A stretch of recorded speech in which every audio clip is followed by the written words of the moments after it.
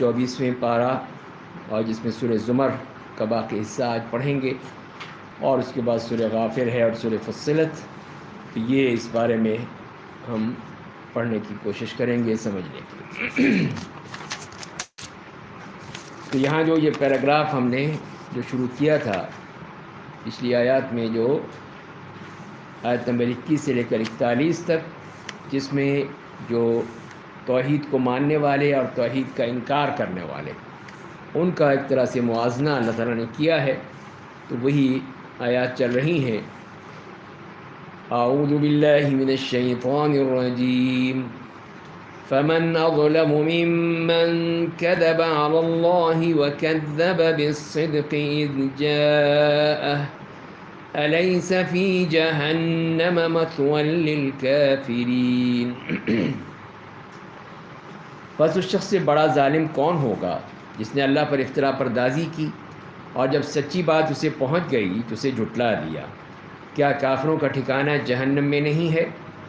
اور جو رسول سچی بات لے کر آیا، جن لوگوں نے اس بات کی تصدیق کی، وہی لوگ اللہ سے ڈرنے والے ہیں. تو یہ دیکھیے کہ یہاں پر وہ موازنہ کر دیا گیا کہ ایک تو وہ ہے جو کہ اللہ پر جھوٹ بولتے ہیں، اور دوسری یہ ہے کہ جب سچی بات آتی ہے تو بھی اس کو جھٹلاتے ہیں، اس کو قبول نہیں کرتے. تو یہ ان کا وہ اکڑ ہے، ان کی ڈھٹائی ہے. ان کا بتا دیا ان کا ٹھکانہ سوائے جہنم کے اور کچھ نہیں ہے.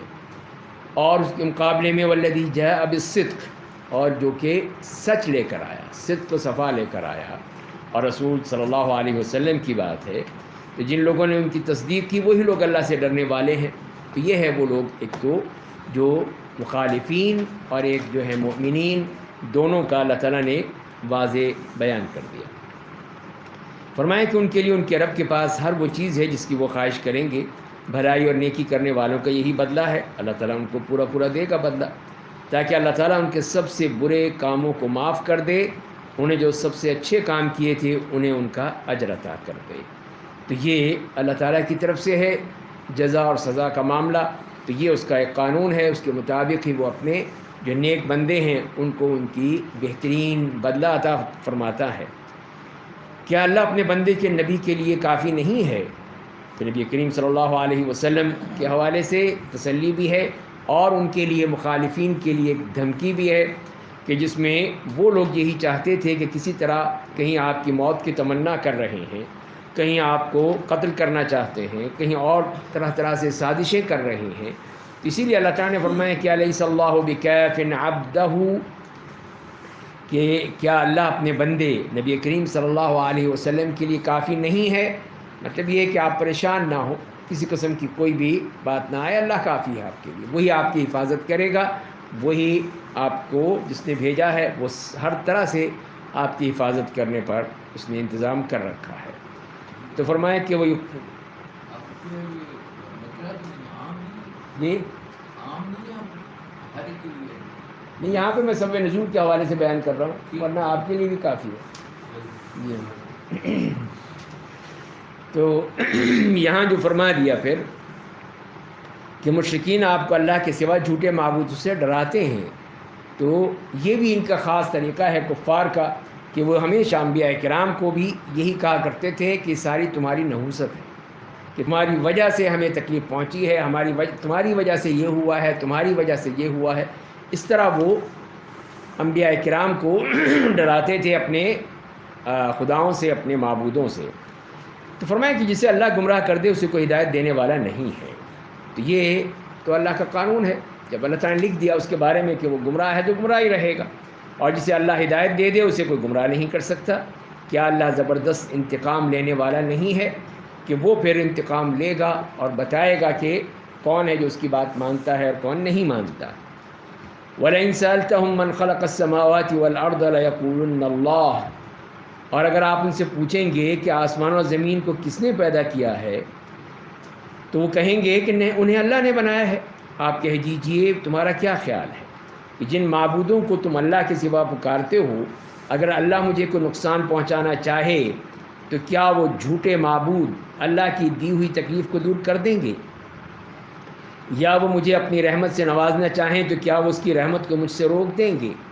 آپ کہہ دیجئے کہ میرے لیے اللہ کافی ہے، بھروسہ کرنے والے صرف اسی پر بھروسہ کرتے ہیں۔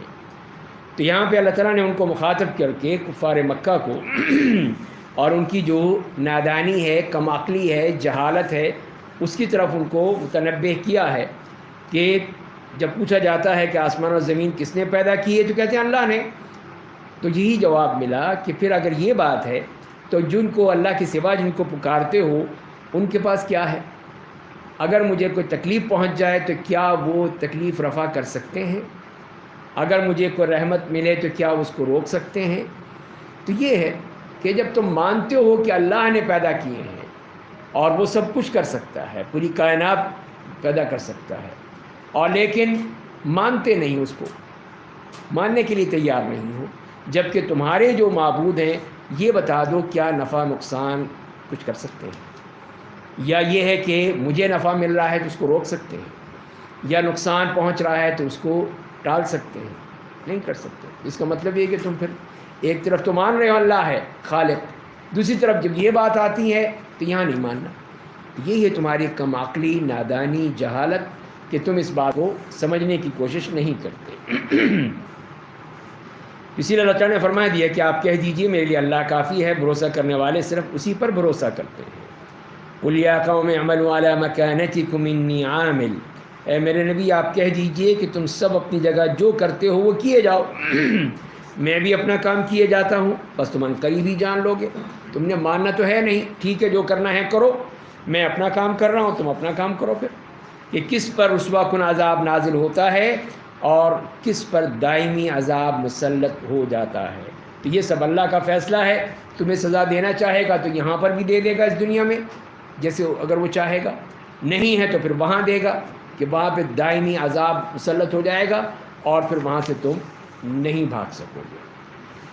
اِنَّا أَنزَلْنَا عَلَيْكَ الْكِتَابَ لِلنَّاسِ بِالْحَقِّ، اور پھر نبی کریم صلی اللہ علیہ وسلم کو یہ واضح کر دیا کہ بے شک ہم نے لوگوں کی ہدایت کے لیے آپ پر دین حق کے ساتھ کتاب نازل کی ہے، بس جو ہدایت قبول کرے گا وہ اپنا بھلا کرے گا، اور جو رائے حق سے برکشتہ ہوگا اس کا نقصان وہ خود اٹھائے گا، اور آپ ان پر داروغہ بنا کر نہیں بھیجے گئے۔ تو یہ بھی اللہ تعالیٰ نے بتا دیا کہ یہ ہے سارا معاملہ، کہ جب اللہ تعالیٰ نے تمام انتظامات کر دیے، انبیاء کرام بھیج دیے، رسول کرام بھیج دیے، نشانیاں دکھا دیں، سب کچھ کر دیا، جو انہوں نے مانگا تھا وہ بھی ان کو دکھا دیا، پھر بھی نہ مانے تو ٹھیک ہے، مرضی تمہاری۔ تو جو پھر ہدایت پاتا بھی ہے یا ہدایت قبول کرتا ہے تو اس کا فائدہ اس کو ہوتا ہے، وہ کسی اور کو نہیں۔ وہ اللہ پہ احسان نہیں کر رہا کہ میں مسلمان ہو گیا ہوں، میں ہدایت پہ ہوں، اے اللہ دیکھ میں نے تیرے پر کتنا بڑا احسان کیا ہے، ایسا نہیں ہے۔ اسی لیے فرمائیں کہ اس کو ہی فائدہ ہوگا، وہی وہ کرے گا، اور جو گمراہ ہے تو پھر وہ اس کا ہی نقصان کو بھگتے گا۔ وہ کسی کو وہ نقصان نہیں پہنچا سکتا، نہ اللہ تعالیٰ کو نقصان پہنچا سکتا ہے۔ اور یہ بات بھی بتا دی کہ آپ ان کے اوپر کوئی چوکیدار نہیں ہیں، داروغہ نہیں ہیں، نگہبان نہیں ہیں، کوئی آپ کے ہاتھ میں ڈنڈا نہیں ہے کہ آپ ان کو مار مار کے کہیں کہ تم کرو، تو یہ بات صحیح نہیں ہے۔ اس طرح کی بات غلط ہے کہ آپ کو داروغہ بنا دیا گیا ہے، تو یہ چیز جو ہے یہ کسی طور پہ بھی صحیح نہیں ہو سکتی ہے کہ تم یہ لوگ سمجھے کہ نہیں یہ ہمیں یہ کر دیں گے وہ کر دیں گے، نہیں۔ اور نہ آپ نے کبھی کہا، بلکہ آپ نے صرف پیغام دیا کہ میرا کام یہ ہے، ان انا الا نذیر، تو ڈرانے کے لیے آیا ہوں، بتانے کے لیے آیا ہوں، علم دینے کے لیے آیا ہوں، تو وہی میں کر رہا ہوں۔ باقی کام جو ہے وہ اللہ کا ہے، کسی کو توفیق دیتا ہے، کسی کو نہیں توفیق دیتا، تو توفیق کا ہی معاملہ ہے کہ ہمارے بھائی جو ہیں پڑے سو رہے ہیں اپنے خیموں میں، ان کو توفیق نہیں ہوئی کہ وہ آئیں ہمارے ساتھ مل جائیں، یا وہ پھر شعیب صاحب کی طرح پردے میں بیٹھ کے سننا چاہتے ہیں، وہ پردے میں ہیں۔ سن رہے ہیں کہ نہیں سن رہے؟ سو تو نہیں رہے؟ اچھا اچھا، چلیے ابھی اگلی آیت آ رہی ہے یہ سونے والوں کے لیے۔ جی ہاں، تو توفیق کا معاملہ جیسے میں نے عرض کیا کہ وہ اللہ کی طرف سے ہے، جس کو بھی اللہ تعالیٰ توفیق دے دے وہ ہے کہ اس کو مل جائے گا۔ کتنے ہی ہمارے بھائی جو ہیں وہ پہلے روزے سے، پہلے رمضان سے اب تک چلے آ رہے ہیں، بڑی باقاعدگی سے آتے ہیں۔ اللہ تعالیٰ ان کی اس کاوش کو قبول فرمائے، اور ان کو جو اللہ نے توفیق دی ہے اس پر وہ شکر ادا کریں۔ اگلی آیت میں فرمائیں کہ اللہ یتوفی الانفس حین موتہا، اللہ روحوں کو ان کی موت کے وقت پوری طور پر لے لیتا ہے، اور جن کی موت نہیں آئی انہیں نیند کی حالت میں لے لیتا ہے، پھر جن کی موت کا فیصلہ کر دیتا ہے انہیں روک دیتا ہے، اور باقی روحوں کو ان کے وقت مقرر تک کے لیے چھوڑ دیتا ہے۔ بے شک اس میں غور و فکر کرنے والوں کے لیے نشانیاں ہیں۔ تو یہاں پہ بتائیے نیند کے بارے میں، اور اس میں یوں کہہ لیجئے کہ موت کے حوالے سے آن لائن آواز نہیں جاتی، تو اس میں موت کو اللہ تعالیٰ نے ایک نیند سے تعبیر کیا ہے، اس میں یہ بھی بتانے کے لیے کہ موت کا معاملہ جو ہے وہ ہمارے لیے، تاکہ اس سے خوف پیدا نہ ہو، سمجھ لیں کہ جیسے انسان نیند میں ہوتا ہے، گہری نیند میں ہوتا ہے، تو اسے پتہ نہیں چلتا کہ اسے کیا ہو رہا ہے، وہ اپنے سارے جو آس پاس کے ہیں، ارد کے ہیں، ان سے بالکل ہی وہ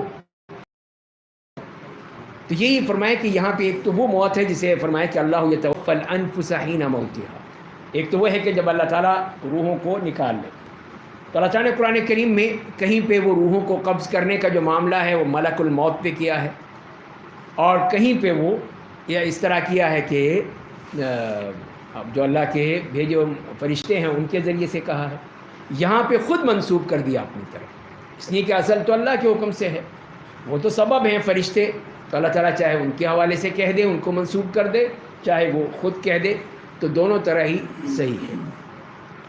دوسری چیز وہ ہے جو کہ نیند کی حالت میں ہے، نیند کی حالت میں بھی اللہ تعالیٰ روح قبض کر لیتے ہیں۔ ایک تو وہ روح ہے جو کہ انسان کے جسم کے جو وہ حصے ہیں جو کام کر رہے ہیں، جیسے کہ دل ہے، دل اپنی جگہ عمل کر رہا ہے، دل رک جائے گا تو ختم ہو جائے گا مسئلہ۔ دوسری وہ روح ہے جسے اللہ تعالیٰ وہاں کے پاس جاتی ہے، جیسے کہ اس قرآن کی آیت سے بھی معلوم ہوتا ہے، اور اسی طرح پھر ہمیں حدیث سے بھی معلوم ہوتا ہے کہ جس میں آیا ہے کہ نبی کریم صلی اللہ علیہ وسلم نے فرمایا کہ جب تم میں سے کوئی بستر پر جائے تو اپنے تہبند کے دامن سے اس کو جھاڑ لے۔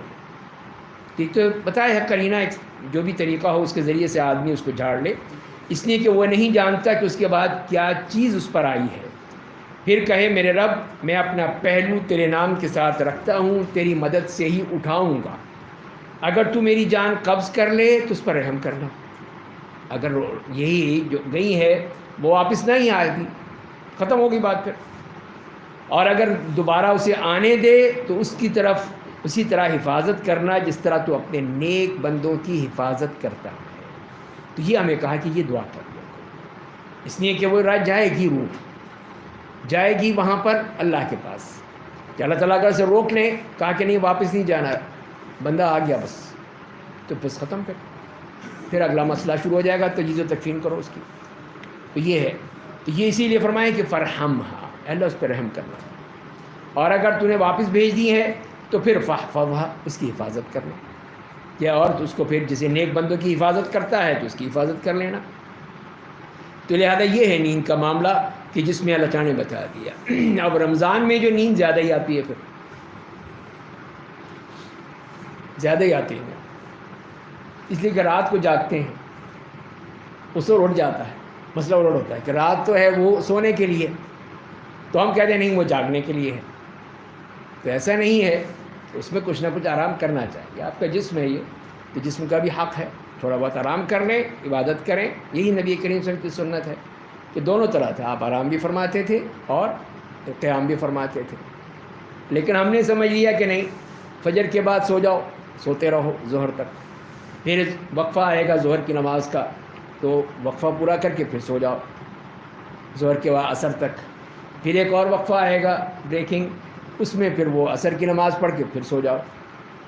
تو یہ ہے کہ یہ جو سونے کا پروگرام ہے، ویسے سونا تو ویسے ہی مردوں پہ حرام ہے، تو اسی لیے پھر وہ یہ سلسلہ چلتا رہتا ہے کہ صبح سے لے کر رات کو جاگ رہے ہیں، تو یہ مناسب چیز نہیں ہے کہ آدمی کرے۔ اس میں آدمی کے دوسرے کام بھی ہوتے ہیں، اپنی ذمہ داریاں ہوتی ہیں، اس میں بھی تو وہ بھی تو پوری کرنی ہے نا۔ اعتکاف ہے، اعتکاف کا مطلب تو یہ نہیں ہے کہ آپ پڑے سوتے رہیں بس، اور اس کے بعد باقی چیزیں چھوڑ دیں، اور رات کو آپ نے تہجد پڑھ لیا تو بس اللہ پہ بڑا احسان کر دیا ہم نے کہ دیکھیں ہم آئے آپ کے پاس، تو یہ ہے، ایسی بات نہیں ہے، بلکہ کوشش کرنی چاہیے کہ اپنی تمام جو مصروفیات ہیں وہ بھی رکھیں، وہ بھی کام کریں، جو علمی کام ہے یا اور کوئی دینی کام ہے وہ بھی کریں، ساتھ ساتھ یہ آرام بھی کریں، وہ بھی ہے آپ کے لیے۔ تو صرف یہ سمجھ لینا کہ آپ جب رات کو جاگ رہے ہیں تو سارا دن سوتے رہیں، تو یہ غلط بات ہے، یہ کسی طور پہ بھی صحیح نہیں ہے۔ جی شعیب صاحب ٹھیک ہے، ان لمحے پہ جاؤ۔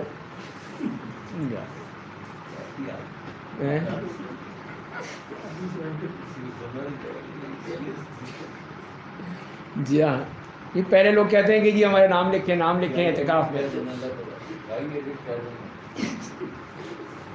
شعیب صاحب کا نام نکال دینا بھائی اس میں۔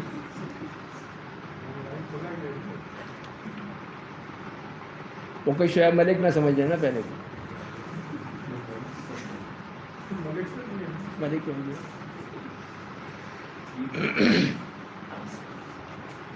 تو بہرحال ہم یہی کہہ رہے تھے کہ اس لیے کہ ہم نے پھر رمضان میں اعتدال ہے، اعتدال کی بات کر رہا ہوں میں، یہ نہیں کہ میں کسی کے اوپر کوئی اٹیک ہے، بلکہ اعتدال کی راہ ہے، ہماری اعتدال کی راہ ہونی چاہیے کہ ہم جہاں پہ دن میں ہیں تو جو کام عبادت کا ہے وہ عبادت بھی کریں، آرام کرنا آرام کریں، یہ نہیں ہے کہ ساری رات جاگتے رہیں تو سارا دن سوتے رہیں، یہ کوئی طریقہ صحیح نہیں ہے، اعتدال ہونا چاہیے۔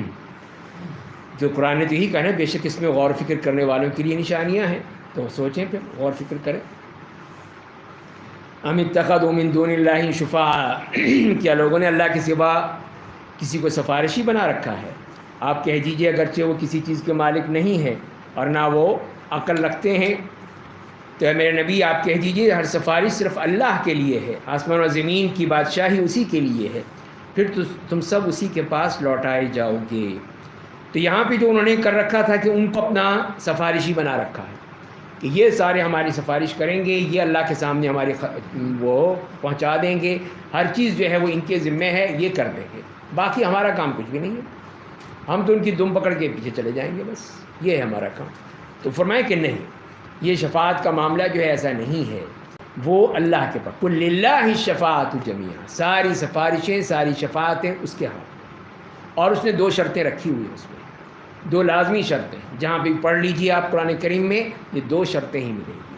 پہلی شرط تو یہ ہے کہ اللہ کی طرف سے NOC ملنا چاہیے، NOC ملے گا، اللہ کی طرف سے اذن ہوگا، اجازت ہوگی تو کرے گا، ورنہ نہیں کرے گا۔ جو بھی، چاہے وہ نبی ہیں، انبیاء کرام ہیں، شہداء کرام ہیں، اولیاء کرام ہیں، صالحین ہیں، جو بھی ہیں، پہلے NOC ضروری ہے، وہ اللہ کی طرف سے ایشو ہوگا، وہ کہیں اور سے نہیں آئے گا، کسی غیر اللہ سے آ جائے نہیں، ایسی بات نہیں ہے، وہ اللہ کی طرف سے ملے گا۔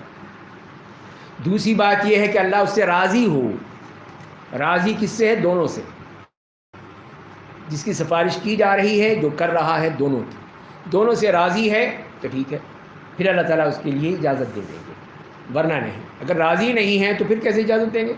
ایک فاسق و فاجر ہو، اس سے کیسے اللہ تعالیٰ اجازت دے دیں کہ ہاں کسی کی سفارش کر دو، بھیج دو جنت میں؟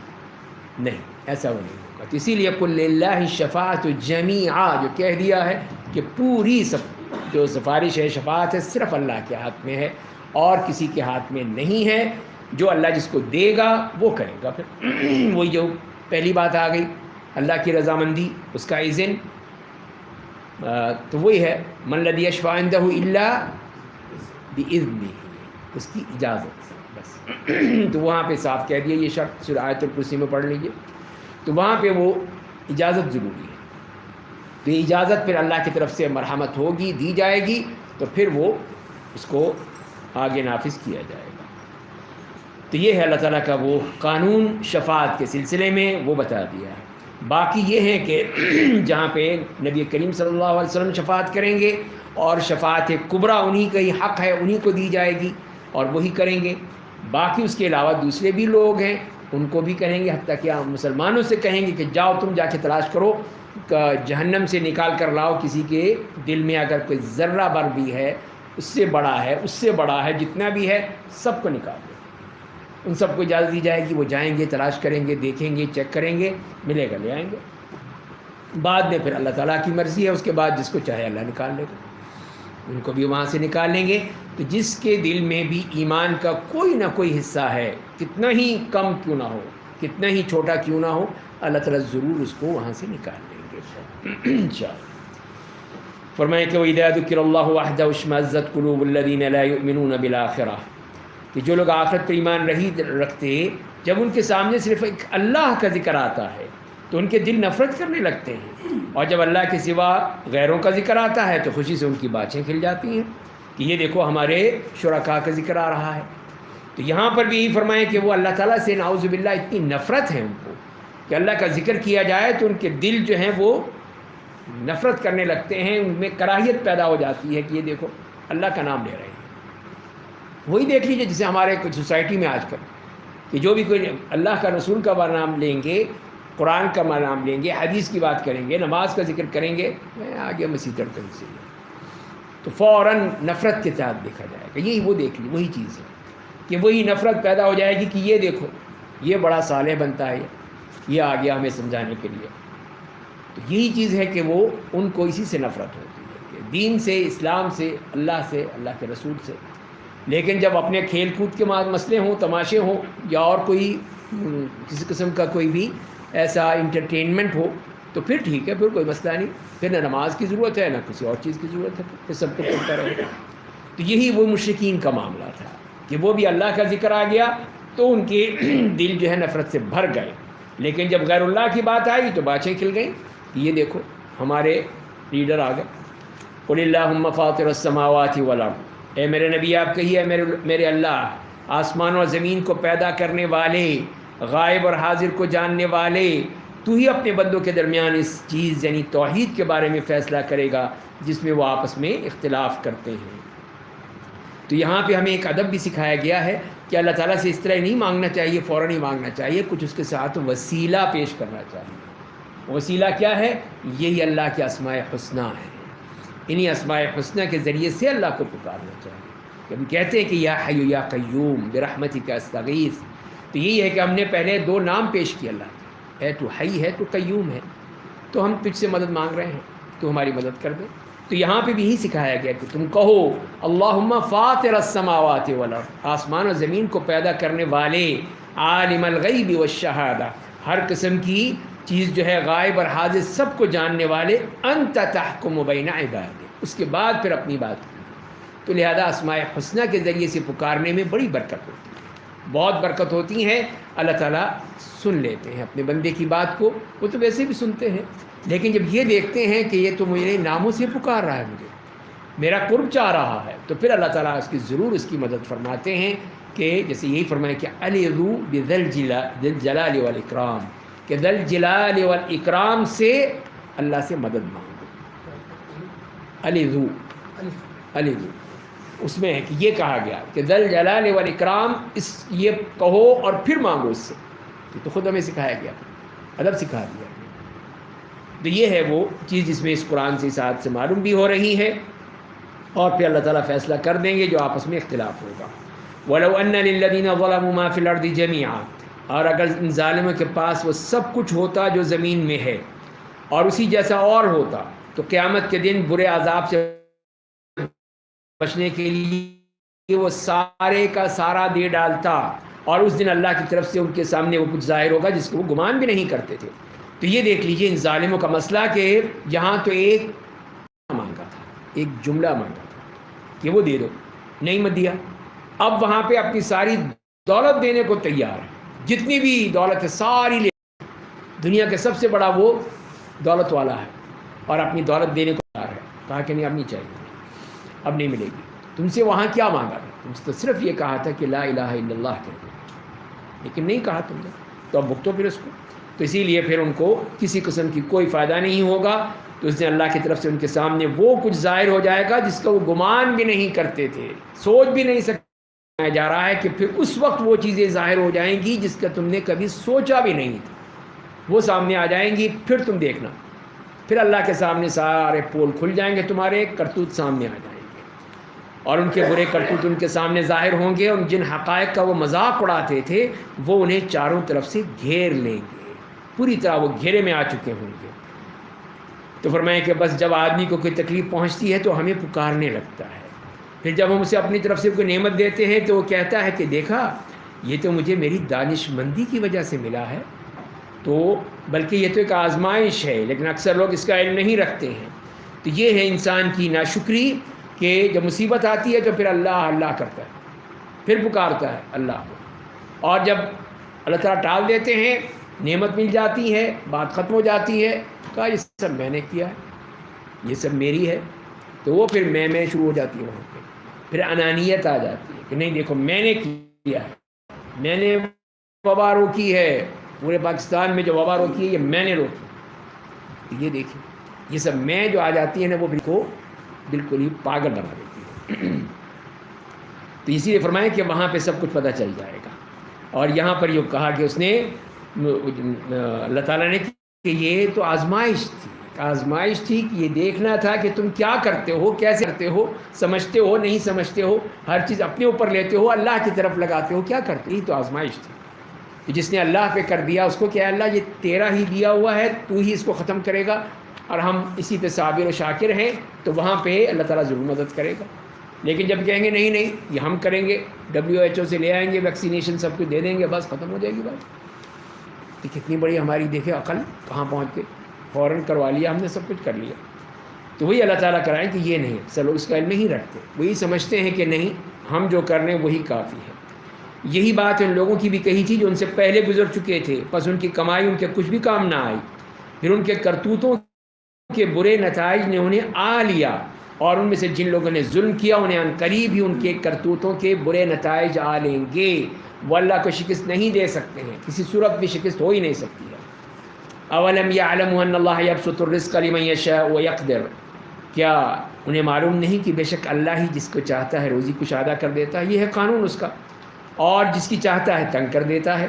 بے شک اس میں ان لوگوں کے لیے کئی نشانیاں ہیں جو اللہ پر ایمان رکھتے ہیں۔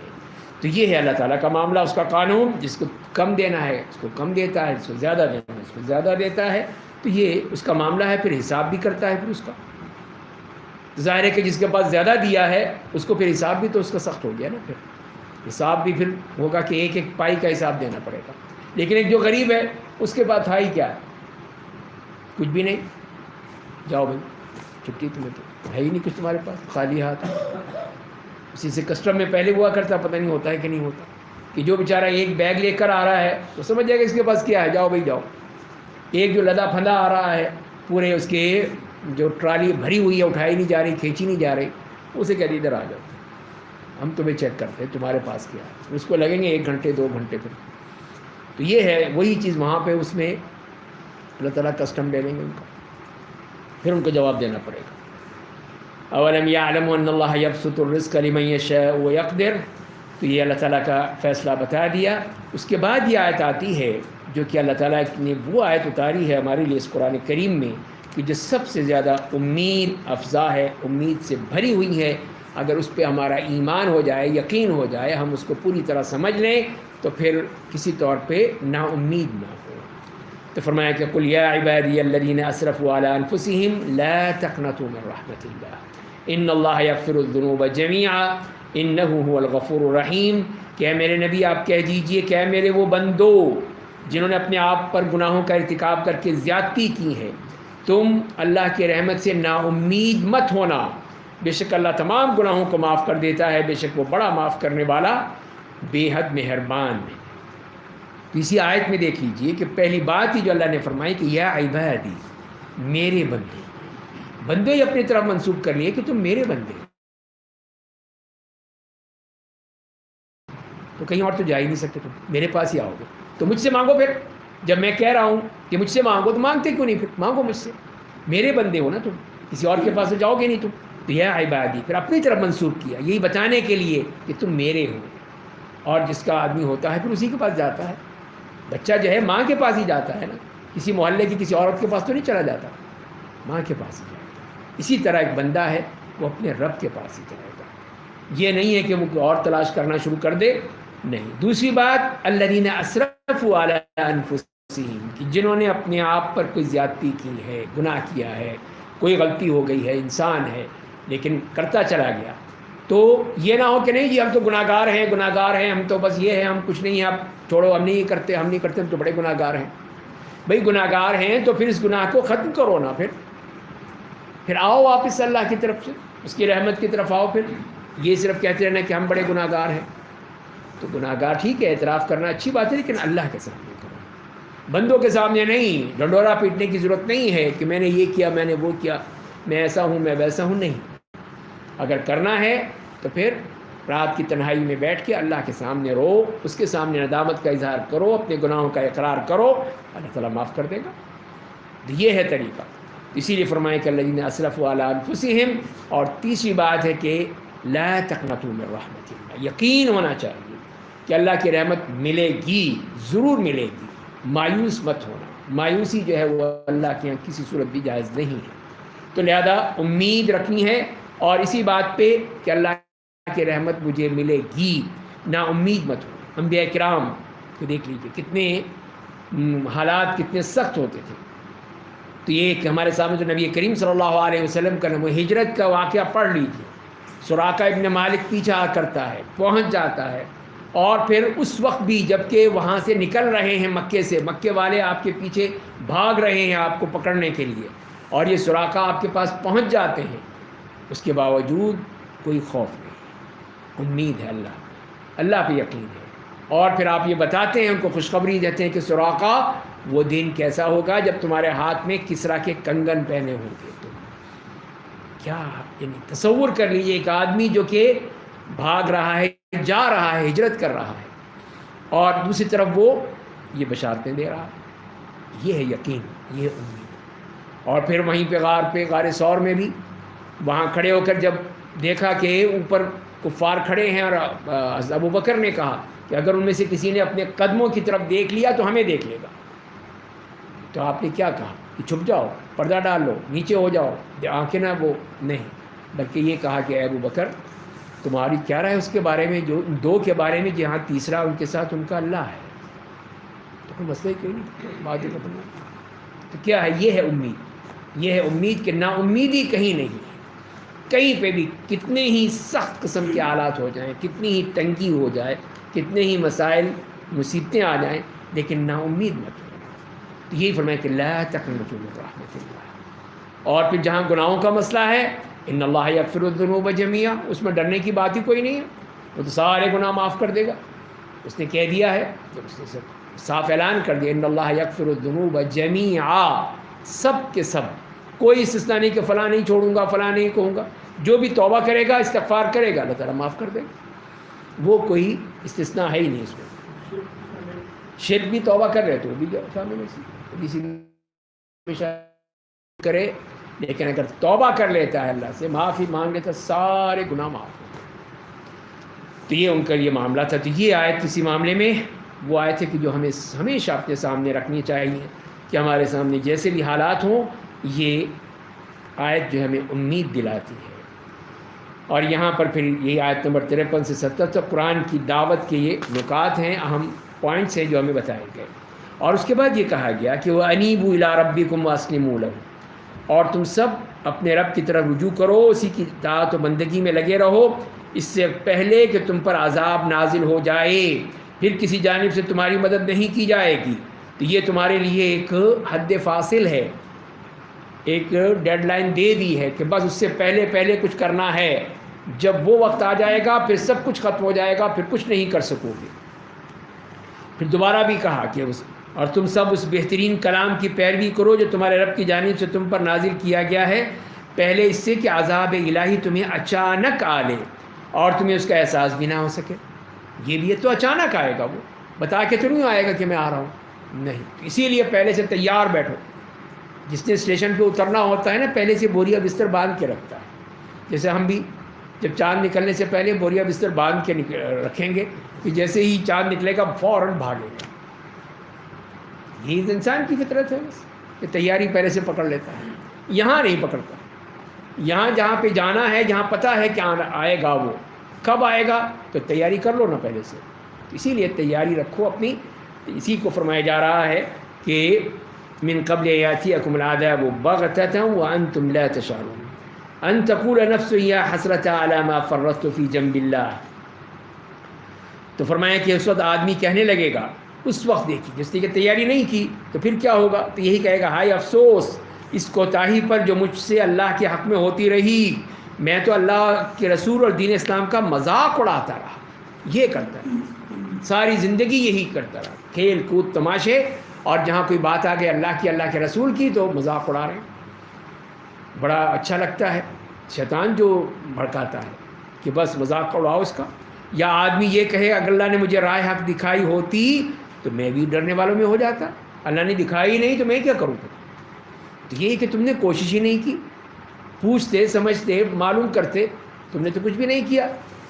یا جب عذاب کو اپنی آنکھوں سے دیکھ لے جو کہنے لگے کاش مجھے دنیا میں لوٹا دیا جاتا تو میں بھی نیک لوگوں میں سے بن جاتا، تو اب مجھے ایک موقع اور دے دیں، بس ایک چانس دے دیں، پھر میں بڑا نیک بن کے آؤں گا، ولی اللہ بن کے آ جاؤں گا پھر میں۔ لیکن اللہ کیا یہ قانون ہے ہی نہیں، وہاں راستہ ہی بند ہے کہ نہیں واپسی کوئی نہیں۔ ہاں میری آیتیں تم تک پہنچی تھیں تو تم نے انہیں جھٹلا دیا، تکبر کیا تھا، تم کافروں میں سے ہو گئے تھے۔ تو یہ ہے وہ اصل چیز اللہ کے ہاں کہ جس نے جھٹلایا بھی تکبر بھی کیا تو اس کے لیے تو کوئی راستہ نہیں ہے۔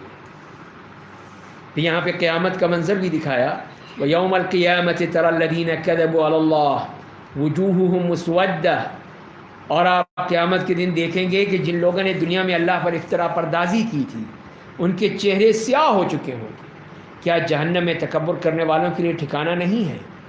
تو سوالی انداز ہوتی ہے، جواب یہ ہوتا ہے کہ ہاں ہے، اسی کا ہی جواب یہی آتا ہے، ان کے لیے تو بہت بڑا ٹھکانہ ہے، اس لیے کہ تکبر اللہ کی صفت ہے، صرف هو المتکبر، یہ اس کی صفت ہے۔ اب اس کی صفت کوئی اور لے لے انسان، یہ اللہ تعالیٰ کو معاف نہیں ہے، یہ پسند نہیں ہے۔ یہ کون ہوتا ہے کہ جو میری چادر اوڑھ لے، میرے تکبر کی چادر یہ اوڑھ لے؟ نہیں، پھر اللہ تعالیٰ اس کو نہیں چھوڑ، اس کو ایسا ذلیل کرتے ہیں، ایسا ذلیل کرتے ہیں کہ زمین میں وہ دھنستا چلا جاتا ہے۔ تو یہی فرمایا گیا ہے کہ ایسے لوگوں کا ٹھکانہ جہنم میں موجود ہے۔ وَيُنَجِّي اللَّهُ الَّذِينَ اتَّقَوْا بِمَفَازَتِهِمْ، اور جن لوگوں نے تقویٰ کی راہ اختیار کی تھی انہیں اللہ جنت کی کامیابی دے کر جہنم سے بچا لے گا، انہیں کوئی تکلیف نہیں پہنچے گی، نہ وہ غمگین ہوں گے۔ اللہ ہی ہر چیز کا پیدا کرنے والا ہے، وہی ہر چیز کا محافظ ہے اور نگراں ہے، اور آسمان اور زمین کی کنجیاں تو اس کے پاس ہیں، ساری چابیاں اس کے پاس ہیں، وہ دے گا، اس نے کہا ہے میں دیتا ہوں۔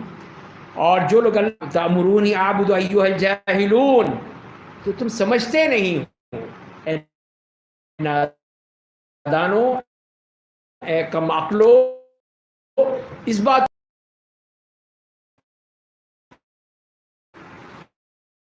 کہ میں غیر اللہ کی عبادت کروں گا، اللہ کا رسول ہو کر، اللہ کا نبی ہو کر، اللہ کا پیغمبر میں ایسی بات کروں؟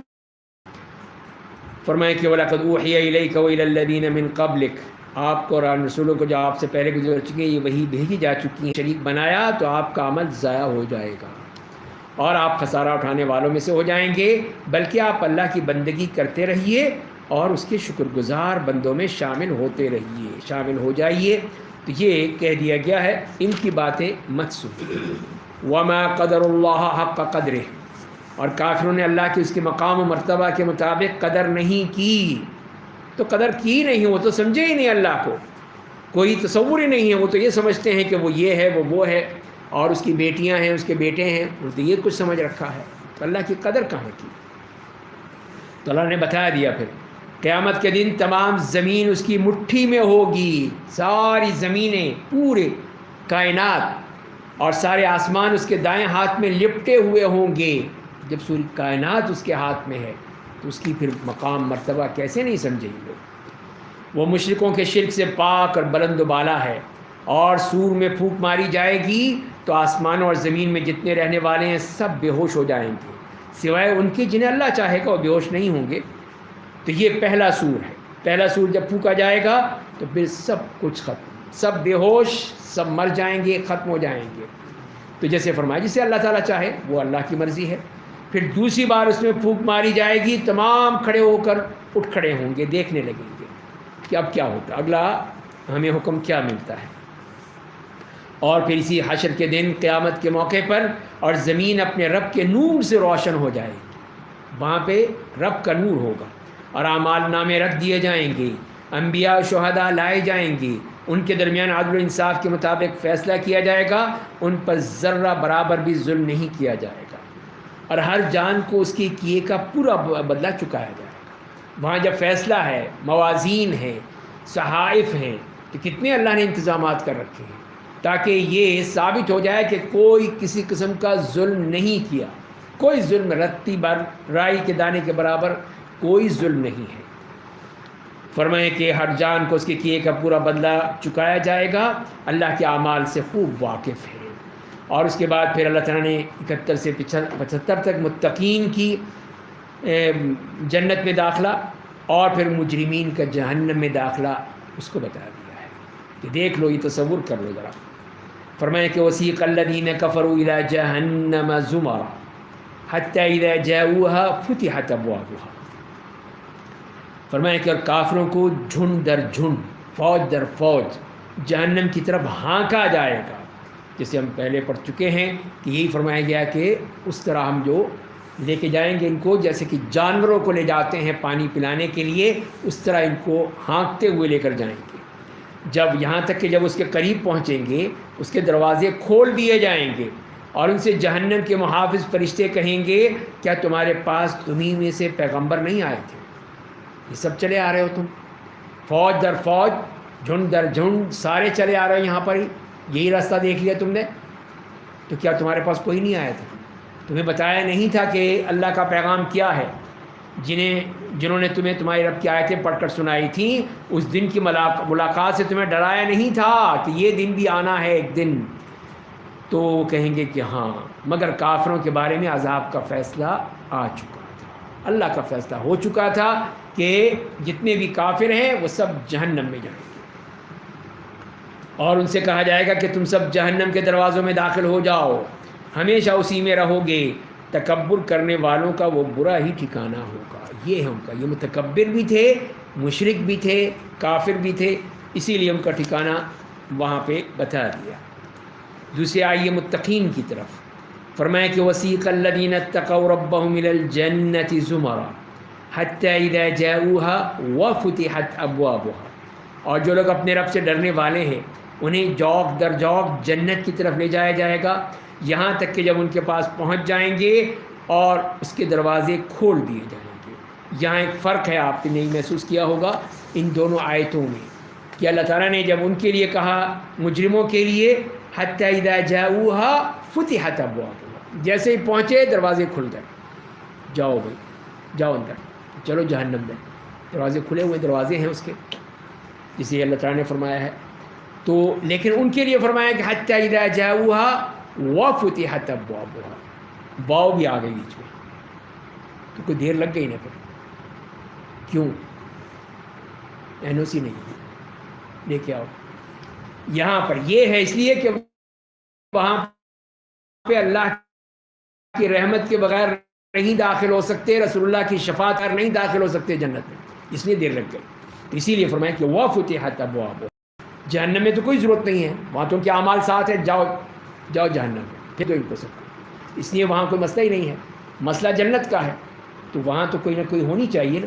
تو وہ ہے جو چیز جو اللہ نے بیان کر دی کہ وفتحت ابوابها، کہ پہلے اللہ کی رحمت کی طرف سے آ جائے، این او سی مل جائے اور نبی کریم صلی اللہ علیہ وسلم کی شفاعت ہو جائے، ٹھیک ہے اب جاؤ، تاکہ تمہیں پتہ چلے کہ تمہارے اعمال کے لیے اللہ تعالیٰ نے کیا کیا انتظام کر رکھے ہیں، اس طرح تمہیں جنت میں بھیجا جائے گا۔ تو ان کا اپنا پروٹوکول اپنی جگہ ہے، وہ سب ہوگا جیسے قرآن بتا رہا ہے۔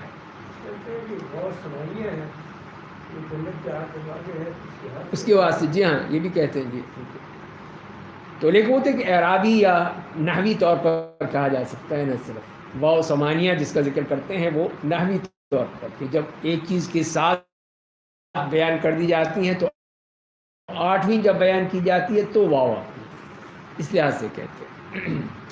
لیکن یہ ایک اور جگہ تو یہ اس کو بتایا گیا کہ یہ ہے اصل وجہ، اسی لیے پھر یہ واو آ گئی۔ وقال لهم خزنتها سلام علیکم طبتم، اور ان سے جنت کے محافظ فرشتے کہیں گے کہ تم پر سلامتی ہو، چین سے رہو، اس میں ہمیشہ کے لیے داخل ہو جاؤ۔ پھر وہ ان کا استقبال کریں گے جب معلوم ہو گیا کہ یہ انہی کے لیے ہے جگہ، سیٹیں مقرر ہیں ان کی، آ جاؤ۔ اور اہل جنت کہیں گے تمام تعریفیں اس اللہ کے لیے جس نے ہم سے اپنا وعدہ پورا کیا، یہ ہے اللہ کا وعدہ، اللہ نے وعدہ کیا تھا یہاں پورا کر دیا، اس کی رحمت سے داخل ہو کر، اپنے اعمال کی بنا پر نہیں، اپنے اللہ کی رحمت کی بنا پر۔ اس کی رحمت تھی تو پھر وہ جنت کے دروازے کھلے، اس کی رحمت نہ ہوتی تو نہ کھلتے۔ یہی آپ نے ہی فرمایا کہ کوئی بھی شخص، صحابہ نے پوچھا آپ بھی؟ کہا میں بھی، سوائے اس سے کہ اللہ تعالیٰ مجھے اپنی رحمت کی آغوش میں لے لے، تو وہ اس کی رحمت ہے، یہ ہے اس کی رحمت ہے۔ تو یہی اسی کی وجہ سے رکاوٹ بنی، اس کی رحمت آ گئی فوراً، چلو جی اب چلو جنت میں، اور ہمیں جنت کی زمین کا وارث بنا دیا، ہم جنت میں جہاں چاہیں گے رہیں گے، بس نیک عمل کرنے والوں کو کتنا اچھا بدلہ ملا۔ وَتَرَى الْمَلَائِكَةَ حَافِّينَ مِنْ حَوْلِ الْعَرْشِ، اور آپ فرشتوں کو عرش کے چاروں طرف سے گھیرا ڈالے دیکھیں گے، اپنے رب کی حمد و ثنا اور پاکیزگی بیان کر رہے ہیں، اور لوگوں کے درمیان حق و انصاف کے مطابق فیصلہ کر دیا جائے گا، اور ہر طرف سے یہی کہا جائے گا کہ تمام تعریفیں اس اللہ کے لیے ہیں جو سارے جہان کا پالنے والا ہے۔ تو یہاں پہ سب کہہ دیا کہ وقیل الحمدللہ رب، کہا جائے گا، کون کہے گا؟ اسی لیے کہا قیلا، سب کہیں گے، سب کہیں گے، کوئی نہیں، چپ نہیں رہے گا۔ وقیل الحمد، سب کہیں گے الحمدللہ رب العالمین۔ تو یہ ہے اللہ کی طرف سے کہ اس نے یہ اتنا اونچا مقام دے دیا۔ اب یہاں پہ سورۃ المومن ہے، مکی صورت ہے کہ جس میں 85 آیات ہیں، اور اس میں جو بیان کیا گیا ہے یا مرکزی مضمون اس میں کہ اللہ تعالیٰ نے بہت سے دلائل دی ہیں اس صورت میں، کہ آفاق اور انفس کے ہیں، عقلی ہیں، تاریخی ہیں، کہ ان دلائل پر غور کرو، کج بحثی، فضول بحث و تکرار، مجادلہ، ان سب سے بچو، اور اقتدار جسے فرعون کا ذکر آ رہا ہے اس کے نشے سے نکلو باہر، اور اس کے بعد پھر قرآن کی دعوت توحید اور آخرت، اس کو قبول کرو، اس کو قبول کرنے کا مشورہ دیا گیا، تو وہ پھر اس آیت اس صورت میں بیان کر دیے گئے ہیں۔ تو اس کے بھی ہم 5 پیراگراف ہیں۔ تو پہلے جو پیراگراف ہے جس میں آیت نمبر 1 سے لے کر 22 تک منکرین دعوت کو بھی مجادلہ ترک کرنے کی ہدایت کی گئی ہے، کہ اس طرح مجادلے سے بات نہیں چلے گی، مناظرے کرنے سے بات نہیں چلے گی، قبول کرو، پہلے قبول کرو اللہ کی دعوت، اللہ کے رسول کی دعوت۔ بسم اللہ الرحمن الرحیم، حامیم، تنزیل الکتاب من اللہ العزیز العلیم، غافر الذنب وقابل التوب شدید العقاب ذی الطول لا الہ الا ہو الیہ المصیر۔ فرمایا کہ حامیم، یہ کتاب اس اللہ کی طرف سے نازل کردہ ہے جو زبردست بڑا جاننے والا ہے، گناہوں کو معاف کرنے والا، توبہ قبول کرنے والا، سخت سزا دینے والا، فضل و کرم کرنے والا ہے، اس کے سوا کوئی معبود نہیں، سب کو اسی کے پاس لوٹ کر جانا ہے۔ تو شروع سے ہی کہہ دیا اپنے اللہ نے، اپنی طرح اپنی صفات بیان کر دی کہ وہ عزیز بھی ہے، علیم بھی ہے، گناہوں کو معاف کرنے والا، غافر الذنب، یہ ہے کہ مانگو مجھ سے میں معاف کر دوں گا، اور اس کے بعد دوسری فرمائی کہ توبہ قبول کرنے والا، جو توبہ کرے گا میں اس کی توبہ قبول کروں گا، اور سخت سزا دینے والا ہے، یہ بھی یاد رکھنا، نہیں مانو گے، نہیں توبہ کرو گے تو پھر سزا بھی سخت ہوگی۔ یہ مت سمجھنا کہ نہیں جی وہ تو ارحم الراحمین ہے، وہ بڑا رحیم ہے، غفور ہے، معاف کر دے گا، نہیں، اس نے دونوں کہی ہے، نبی عبادی انی انا الغفور الرحیم۔ یہ جملہ لوگوں نے بہت پکڑا ہوا، جا کے کان پکڑ لیں گے جی، بس اور کیا، یہ بھول جاتے ہیں کہ اللہ نے فوراً کہہ دیا وَأَنَّ عَذَابِي هُوَ الْعَذَابُ الْأَلِيمُ، اور میرا عذاب جو ہے بڑا دردناک عذاب ہے۔ تو یہاں پر بھی جہاں اللہ تعالیٰ نے اپنی وہ رحمت کے تذکرہ فرما دیا کہ گناہوں کو معاف کر دے گا، توبہ کو قبول کر لے گا، ساتھ ہی کہہ دیا کہ شدید العقاب، سخت سزا دینے والا ہے، اور فضل و کرم کرنے والا بھی ہے، لیکن مانو تو صحیح اس کو کہ لا الہ الا ہو، وہی ہے اس عبادت کے لائق، اسی کے پاس لوٹ کر جانا ہے، وہیں پہ تمہارے سارے حساب کتاب ہو جائیں گے۔ ما یجادل فی آیات اللہ الا الذین کفروا فلا یغررک تقلبهم فی البلاد، اللہ کی آیتوں کے بارے میں صرف اہل کفر جھگڑتے ہیں، انہی کا یہ ہمت ہوتی ہے کہ وہ اللہ کی آیتوں میں جھگڑنے لگتے ہیں، بس مختلف ممالک میں ان کا آنا جانا آپ کو دھوکے میں نہ ڈال دے، یہ دیکھو کہاں کہاں پھر رہے ہیں یہ، ان سے پہلے قوم نوح نے جھٹلایا تھا، ان کے بعد دیگر گروہوں نے، ان میں سے ہر قوم نے چاہا کہ اپنے رسول کو پکڑ لیں، اس کو نقصان پہنچائیں، ان کو قتل کریں، ان کو ماریں، اور ناحق جھگڑا کیا تاکہ اس جدال کے ذریعے حق کو شکست دیں۔ تو یہ بھی ان کا طریقہ تھا کہ کسی طرح مجادلہ کریں، مناظرہ کریں، اس کے ذریعے سے ہم ان کو زیر کر لیں، نہیں۔ تو میں نے انہیں پکڑ لیا، پھر دیکھا میری سزا کتنی سخت ہے، کیسے پکڑا میں نے۔ پھر اللہ تعالیٰ ایسے لوگوں کو جو بات نہیں مانتے، یہ نہیں ہے کہ وہ کچھ سیکھنا چاہتے ہیں، یہی تو فرق ہے، یہی فرق ہے اس مجادلے کی بات جو یہاں کی جا رہی ہے، کہ یہ ان لوگوں کی طرف سے ہے جو ماننے کو تیار نہیں ہے، ماننا چاہتے ہی نہیں ہیں، لیکن بس کج بحثی اور اس طرح کی وہ اس میں سے نقطے نکالنے کہ کسی طرح ہماری بات چل جائے، تو ان کا کام ہوتا ہی نہیں کہ وہ حق چاہے۔ اسی کو اللہ تعالیٰ نے کہا کہ نہیں، یہ نہیں میں برداشت کروں گا۔ جادلوا بالباطل، یہ ہے مجادلہ بالباطل ہے کہ غلط طریقے سے۔ حق والا جو ہے وہ حق مانگتا ہے تو حق کی پہچان وہ سمجھ میں آ جاتی ہے تو قبول کر لیتا ہے، وہ ہے لوگ۔ لیکن یہ تو مجادلہ بالباطل ہے جو اللہ نے فرمایا ہے، اسی لیے فرمایا کہ نہیں، اس جدال کے ذریعے حق کو شکست دے، یہ نہیں میں برداشت کروں گا۔ اسی لیے ان کو پکڑ لیا اور پھر فرمایا کہ میری سزا کتنی سخت ہوگی۔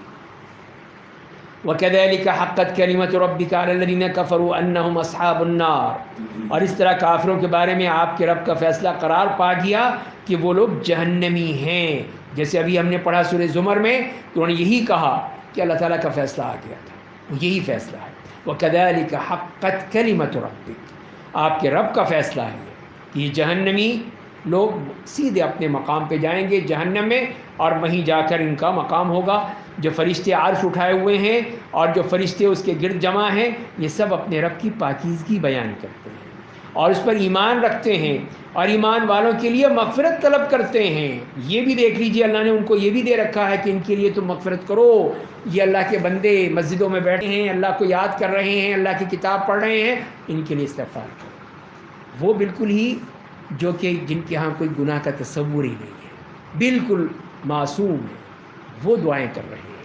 اسی لیے فرمایا کہ وَيَسْتَغْفِرُونَ لِلَّذِينَ آمَنُوا رَبَّنَا وَسِعْتَ كُلَّ شَيْءٍ رَحْمَةً وَعِلْمًا فَاغْفِرْ لِلَّذِينَ تَابُوا وَاتَّبَعُوا سَبِيلَكَ وَقِهِمْ عَذَابَ الْجَحِيمِ۔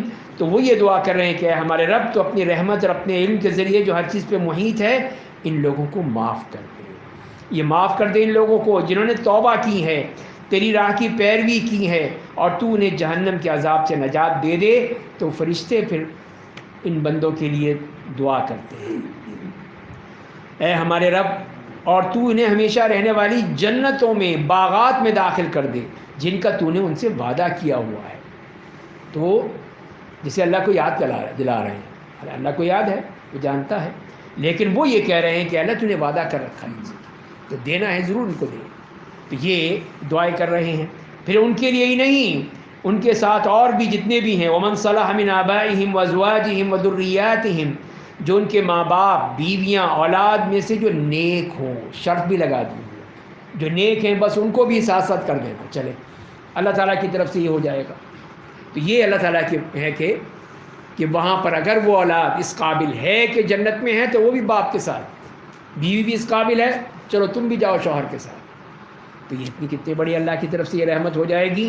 اور فرشتے یہی تو کہہ رہے ہیں کہ وَمَنْ صَلَحَ، کہ جو بھی ان میں سے نیک ہے، سارے نہیں، بیچ میں گڑبڑ تو ہوتی ہے نا، کہیں گندے انڈے نکل آتے ہیں، تو اسی لیے پھر وہ جو بھی ان کے باپ دادا ہیں، ان میں سے بھی، بیویوں میں سے بھی، اولاد میں سے بھی جو بھی اچھے ہیں، سب ان کو جنت میں بھیج دیں۔ اِنَّكَ أَنْتَ الْعَزِيزُ الْحَكِيمُ۔ تو یہیں سے یہ بات بھی معلوم ہو گئی کہ یہی پھر اس کی ذمہ داری ہے ایک باپ کی کہ وہ پھر اپنی اولاد کو نیکی بنائے، نیکی کی طرف لائے، تو پھر اس کو بھی فائدہ ہوگا، اولاد کو بھی فائدہ ہوگا۔ تو اسی صورت میں جب کہ یہ باپ کوشش کرے گا، اور تو انہیں گناہوں کی سزا سے بچا لے، جس کو تو اس دن گناہوں کی سزا سے بچا لے گا، اس پر تو نے رحم فرما دیا۔ یہی عظیم کامیابی ہے، بہت بڑی کامیابی ہے کہ جو اس دن بچ جائے، اس دن عذاب سے بچ جائے، اس مصیبت سے اس کی رحمت مل جائے اللہ کی، تو وہی اصل کامیابی ہے۔ ان الذين كفروا ينادون لمقت الله اکبر من مقتكم انفسكم، بے شک اہل کفر سے پکار کر کہہ دیا جائے گا کہ دنیا میں اللہ کی تم سے بیزاری اس بیزاری سے بڑی تھی جس کا اظہار آج تم اپنے آپ سے کر رہے ہو۔ جب ہم تمہیں ایمان کی دعوت دی جاتی تھی تو تم کفر کی راہ اختیار کر لیتے تھے۔ تو یہ فرمایا کہ یہ ہے لمقت اللہ اکبر من مقتکم انفسکم، کہ اللہ کی بیزاری تم سے کہیں زیادہ ہے، کہ تم جو بیزاری کرتے تھے کہ جب تمہیں ایمان کی دعوت دی جاتی تھی، کہا کہ کلمہ پڑھ لو، اللہ کو مان لو، یہ کر لو، وہ کر لو، نہیں کیا مصیبتیں یہ لگا رکھی لوگوں نے، تو اس وقت کتنے بیزار ہوتے تھے تم. تو اللہ تعالیٰ اس سے بڑھ کر تم سے بیزار ہے کہ تم آ گئے ہو، اب تمہاری کوئی یہاں پر نہیں ملے گی، اس لیے کہ تم نے کفر کی راہ اختیار کی تھی. اور اہل کفر کہیں کہ اے رب، ہمارے رب، تو نے ہمیں 2 بار موت دی، 2 بار زندگی دی، اب ہمیں اپنے گناہوں کا اعتراف کرتے ہیں، تو کیا یہاں سے نکل کر جانے کا، دوبارہ جانے کا کوئی راستہ ہے؟ تو یہ ہے کہ وہ صاف کہیں گے ربنا متنا اثنتین، 2 دفعہ تو نے ہمیں موت دی ہے اور 2 دفعہ زندگی دی ہے. ایک تو وہ موت ہے کہ پیدائش سے پہلے ہم کچھ بھی نہیں تھے، وہ موت تھی، پھر ہمیں تو نے زندگی دے دی، پھر دوسری دفعہ پھر موت دے دی، دوسری موت ہو گئی، پھر دوبارہ اللہ تعالیٰ پیدا کر دے گا، یہ دوسری زندگی ہو گئی. تو یہی فرما رہے ہیں کہ ہم مانتے ہیں، اب پہلے مانتے ہی نہیں تھے، پہلے تو کہتے نہیں نہیں نہیں کچھ نہیں ہوگا، ہڈی پسلی سب کچھ ختم ہو جائے گی، اب کیا ہوگا، یہ تو ہم ریزہ ریزہ ہو جائیں گے، تو پھر کیسے آئیں گے؟ اب یہ کہہ رہے ہیں کہ اب مان گئے. مانے تو کب مانے؟ اب مانے ہیں ربنا متنا اثنتین فاعترفنا بذنوبنا، اپنے گناہوں کو بھی مان لیا، وہ بات بھی مان لی، گناہ کو بھی مان لیا. اب کیا کہہ رہے ہیں؟ واپسی کا ٹکٹ دیں، واپس جانا چاہیے. فہل الی خروج من سبیل ذلکم بانہ اذا دعی اللہ وحدہ کفرتم. تو فرمایا کہ ان سے کہا جائے گا کہ تمہارا یہ حال اس لیے ہے کہ جب تنہا اللہ کو پکارا جاتا تھا تو تم کفر کرنے لگتے تھے، تم مانتے نہیں تھے، اپنے اسی کفر میں پڑے تھے. اور اگر اس کے ساتھ کسی کو شریک بنایا جاتا تھا تو تم یقین کر لیتے تھے، ہاں یہ ہو سکتا ہے، یہ بھی ہے، یہ بھی کر لو، وہ بھی کر لو، یہ بھی ساتھ میں، اس کو بھی ملا لو، اس کو بھی ملا لو. نعوذ باللہ، اللہ کے ساتھ تم نے کتنے خدا میں ملا لیے. بس آج فیصلہ صرف اللہ کے ہاتھ میں ہے، جو سب سے بلند، سب سے بڑا ہے، آج وہ فیصلہ کر دے گا. هو الذی یریکم آیاتہ وینزل لکم من السماء رزقا، یہ وہی ہے جو تمہیں اپنی نشانیاں دکھاتا ہے، تمہارے لیے آسمان سے روزی اتارتا ہے. نصیحت تو صرف وہ حاصل کرتا ہے جو اللہ کی طرف رجوع کرتا ہے، جو لوٹنے والا ہے، رجوع کرنے والا ہے، وہ ہے جس کو یہ نصیحت حاصل ہوتی ہے. بس تم لوگ اللہ کو اس کے لیے بندگی کو خالص کر کے پکارو، چاہے کفار برا مانے، تم اپنا کام کرتے رہو، اللہ کو پکارو، اس کو اس سے مانگو. وہ اللہ جو اونچے درجات والا عرش کا مالک ہے، یہ ہے اس کی صفت کہ اونچے درجات والا عرش کا مالک ہے. وہ اپنی وحی کے اپنے بندوں میں سے جس پر چاہتا ہے نازل کرتا ہے تاکہ وہ لوگوں کو روز ملاقات سے ڈرائے. تو یہ ہے اللہ کا مقام، مرتبہ، جو پچھلی صورت میں پڑھا وما قدر اللہ حق قدرہ. تو یہاں پر وہی چیز بتائی جا رہی ہے کہ اب ذرا قدر کرو اپنے رب کی کہ وہ کیا ہے، اس کی قدر کو جانو کہ جب وہ یہ کہے گا کہ یوم ہم بارزون لا یخفی علی اللہ منہم شیء، جس دن لوگ اپنے قبروں سے نکل کر باہر آ جائیں گے، سب کے سب پہنچ جائیں گے حشر کے مقام پر، ان کا کوئی ان کی بات اللہ سے پوشیدہ نہیں رہے گی. اور اس دن اللہ تعالیٰ کہیں کہ لمن الملک اليوم، آج بادشاہی کس کی ہے بتاؤ. لیکن وہ تو نہیں بول سکیں گے، ان کو تو بولنے کی ہمت ہی نہیں ہوگی، یہ بھی نہیں کہہ سکیں گے کہ اللہ تیری بادشاہی، یہ بھی نہیں کہنا مشکل ہو جائے گا. تو اللہ تعالیٰ خود ہی جواب دیں گے کہ للہ الواحد القہار، تو اللہ کی ہے جو اکیلا ہے، ہر چیز پر غالب ہے، اس کی بادشاہی. اب کہاں گئے سارے وہ بادشاہ، سارے فرعون، قارون، نمرود، حامان، سارے کہاں چلے گئے؟ سارے ڈکٹیٹر بنے پھرتے تھے، سمجھتے تھے کہ بس ہم ہی ہیں، جو ہم کریں بس وہی ہوگا.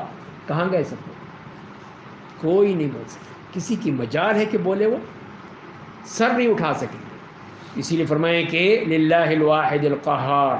اور پھر اللہ نے اپنا فیصلہ سنا دیا، الیوم تجزا کل نفس بما کسبت، آج ہر نفس کو اس کے کیے کا بدلہ دیا جائے گا، آج کوئی ظلم نہیں ہوگا. بے شک اللہ بڑی تیزی سے کے ساتھ حساب لینے والا ہے. اے میرے نبی، آپ انہیں قیامت کے دن سے ڈرائیے، ان کو خوف نہیں ہے، نہیں ڈرتے یہ اللہ سے. جب لوگوں کے دل غم کے مارے گھٹ کر حلق تک پہنچ جائیں گے، یہ ہوگی حال اس وقت کہ یہی دل ان کے غم کے مارے گھٹ کر حلق تک، یہاں تک آ جائیں گے، تو پھر اتنا خوف ہوگا. تو فرمائیں کہ ظالموں کا نہ کوئی گہرا دوست ہوگا، نہ کوئی سفارشی جس کی بات مانی جائے گی، وہاں پہ تو کسی کا چلے گا ہی نہیں. اللہ آنکھوں کی خیانت اور ان کی باتوں کو جانتا ہے جنہیں سینے چھپائے ہوتے ہیں. تو یہ سب کچھ جانتا ہے، اس سے کوئی چیز چھپی ہوئی نہیں ہے. آنکھوں سے دیکھ لیتا ہے کہ اس میں خیانت بھری ہوئی ہے. اللہ حق کے مطابق فیصلہ کرتا ہے. اللہ کے سوا جن باطل معبودوں کو یہ لوگ پکارتے ہیں وہ کوئی فیصلہ نہیں کرتے ہیں. بے شک اللہ خوب سننے والا دیکھنے والا ہے. پھر ان کو پچھلی باتوں کی بھی طرف توجہ دلا دی کہ اولم یسیروا فی الارض، کیا انہیں زمین کی سیر کر کے دیکھا نہیں؟ ان کافروں کا کیا انجام ہوا، کیا ہوا ان کے ساتھ، دیکھا تم نے ذرا؟ جو ان سے پہلے گزر چکے ہیں وہ لوگ ان سے زیادہ طاقت والے، زمین میں اپنے آثار کے طور پر زیادہ عمارتوں والے، قلعوں والے تھے. تو یہ ان کی کوئی کمی نہیں تھی، کمزور نہیں تھے وہ لوگ. بڑا پیسہ تھا، دولت تھی، بڑی بڑی ان کی یہ تہذیبیں تھیں، سب کچھ تھا.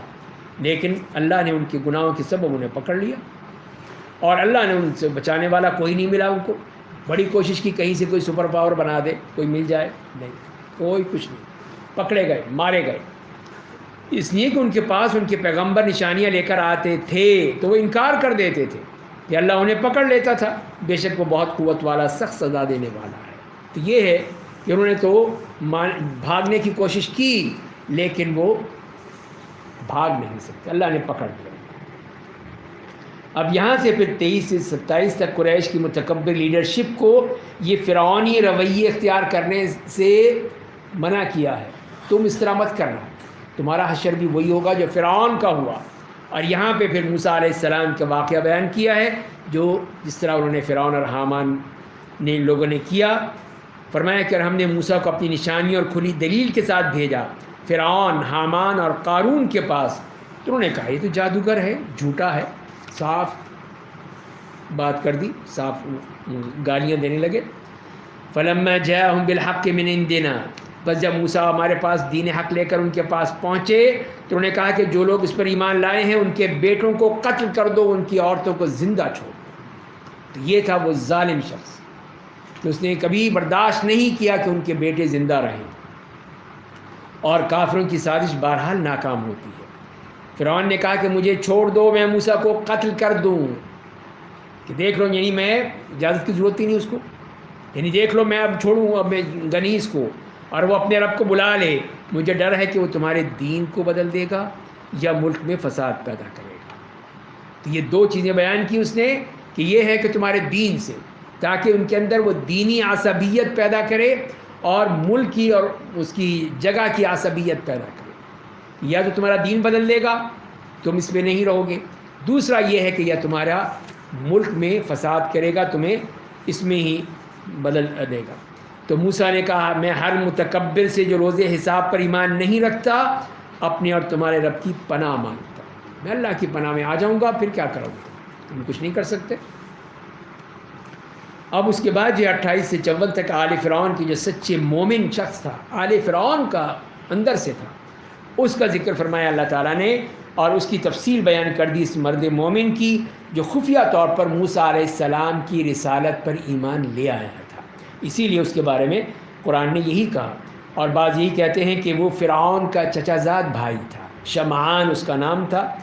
کہ جب اس نے یہ سنا کہ فرعون جو ہے وہ موسیٰ علیہ السلام کو قتل کرنے کی دھمکیاں دے رہا ہے، جیسے کہ پچھلی آیت میں پڑھا، تو اس نے یہی بات کہی کہ یہ کیا کر رہے ہو کہ اس بات کو، اس شخص کو قتل کرنا چاہتے ہو. یہ کہتا ہے کہ میرا رب اللہ ہے، بس اس بات پہ یہ جرم ہے.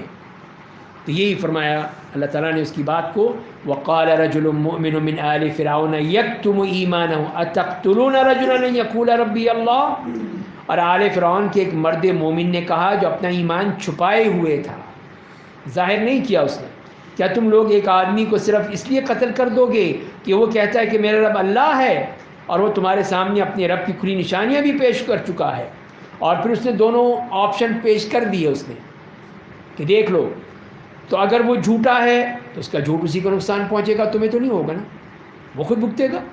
اور اگر وہ سچا ہے تو تم پر بعض عذاب نازل ہو جائے گا جس کا وہ تم سے وعدہ کرتا ہے، اس لیے کہ وہ سچا ہے. تو جو سچ بول رہا ہے تو پھر اس کا تمہیں نقصان ہوگا، تم نہیں مانو گے تو وہ عذاب آئے گا جو تم سے کہہ رہا ہے. تو یہ اس نے بات کر دی. اور پھر کہہ دیا بے شک اللہ حد سے تجاوز کرنے والے بڑے جھوٹے کو راہ حق نہیں دکھاتا ہے. تو اے میری قوم کے لوگوں، آج تو تمہاری بادشاہی ہے، تمہیں حکومت ملی ہوئی ہے، اقتدار میں ہو، ملک میں تم کو غلبہ حاصل ہے، لیکن اگر کل اللہ کے عذاب نے ہمیں آ لیا تو ہماری مدد کون کرے گا؟ پھر بتاؤ، یہ فرعون کر لے گا؟ اس کی ہے ہمت اتنی؟ فرعون نے کہا کہ میں تو تمہیں وہی سجھا رہا ہوں جو میں مناسب سمجھ رہا ہوں، اور میں تو تمہیں وہی راہ دکھا رہا ہوں جسے اختیار کرنے میں ہی تمہاری خیر ہے۔ تو یہ دیکھیے وہ ڈکٹیٹرانہ جو ذہنیت ہے وہ یہ ہے، ہر ڈکٹیٹر یہی کہتا ہے کہ جو میں کہہ رہا ہوں نا وہی صحیح ہے، بس تم لوگ اپنی عقلیں بند کر لو، اپنے دماغ کو سلا دو، بس جو میں کہوں بس وہی ہوگا۔ یہ ہے وہ فرعونی ذہنیت۔ فرعون نے بھی یہی کہا تھا کہ اس نے کہ ما اریکم الا ما ارا، میں تمہیں وہ دکھاؤں گا جو میں دیکھ رہا ہوں۔ میں کہتا ہوں دن ہے تو کہو دن ہے، میں کہوں گا رات ہے کہو رات ہے، بس ما اریکم الا ما ارا۔ تو ہر ڈکٹیٹر یہی کہتا ہے کہ جو میں کہوں وہی کر لو، میں سب کچھ جانتا ہوں، اس لیے کہ میں سب کچھ ہوں، اسی لیے میں ہی سب کچھ جانتا ہوں۔ وما اہدیکم الا سبیل الرشاد، اور میں تمہیں وہ راہ دکھا رہا ہوں جسے اختیار کرنے میں ہی تمہاری خیر ہے، وہی تمہارے لیے خیر کی بات ہو، تو لہذا تم میری بات سنو، بس مت سنو ان لوگوں کی بات، نہ موسیٰ کی نہ اس شخص کی، اس کی سننے کی ضرورت ہی نہیں۔ اس طرح اس نے اپنی وہ فرعونیت دکھا دی۔ تو اللہ تعالیٰ یہی دکھائیں گے کہ یہ ہے وہ فرعون اور یہ ہے اس کے ماننے والے۔ وقال الذی آمن یا قوم، اور مرد مومن نے کہا کہ میری قوم کے لوگوں، میں تمہارے بارے میں گزشتہ کافر گروہوں کے برے دن جیسے دن سے ڈرتا ہوں۔ اس نے تاریخ کا حوالہ دے دیا کہ ذرا سن لو، دیکھ لو پچھلی قوموں کے ساتھ کیا ہوا تھا، مجھے ڈر ہے کہ تمہارے ساتھ بھی وہی ہوگا جو ان کے ساتھ ہوا تھا۔ یعنی قوم نوح، قوم عاد، قوم سمود، ان کے بعد آنے والی قوموں کے برے حال کے مانند حالت سے ڈرتا ہوں۔ اللہ اپنے بندوں پر ظلم نہیں کرنا چاہتا، تو یہ دیکھو تمہارے ساتھ وہی ہوگا، تم بھی مارے جاؤ گے۔ اور اے میری قوم کے لوگوں، میں تمہارے بارے میں اس دن سے ڈرتا ہوں جس دن میدان حشر میں مختلف ندائیں بلند ہوں گی، جس دن تم پیٹھ پھیر کر بھاگو گے، اور لیکن تمہیں اللہ سے بچانے والا کوئی نہیں ہوگا۔ بھاگنے کی کوشش کرو کہ ادھر سے نکل جائیں ادھر سے نکل جائیں، نہیں، اور جسے اللہ گمراہ کر دے اسے ہدایت دینے والا کوئی نہیں ہو سکتا۔ تو یہ صاف اس نے بتا دیا، تاریخ کا حوالہ اور پھر قیامت کا حوالہ دے دیا کہ بتاؤ اس وقت کیا کرو گے، کہاں جاؤ گے، کہاں بھاگو گے؟ نہیں بھاگ سکتے۔ وَلَقَدْ جَاءَكُمْ يُوسُفُ مِنْ قَبْلُ بِالْبَيِّنَاتِ، اور اس سے پہلے یوسف تمہارے پاس کھلی نشانیاں لے کر آئے تھے، اللہ کے نبی تھے، انہوں نے نبوت کے ذریعے سے اپنے سارے پیغام پہنچائے تھے، بس تم اس دعوت کی صداقت میں ہمیشہ شک ہی کرتے رہے۔ جو تمہارے پاس لے کر آئے تھے، یہاں تک کہ جب وہ وفات پا گئے تو تم کہنے لگے اس کے بعد اللہ کوئی دوسرا رسول نہیں بھیجے گا۔ اللہ اسی طرح اس شخص کو گمراہ کر دیتا ہے جو حد سے تجاوز کرنے والا اور شک و شبہ کرنے والا ہے۔ تو یہ بھی بتا دیا کہ دیکھو تمہارے پاس انبیاء کرام آئے ہیں، حتیٰ کہ یوسف علیہ السلام آئے تھے، لیکن تم نے ان کی بات بھی قبول نہیں کی۔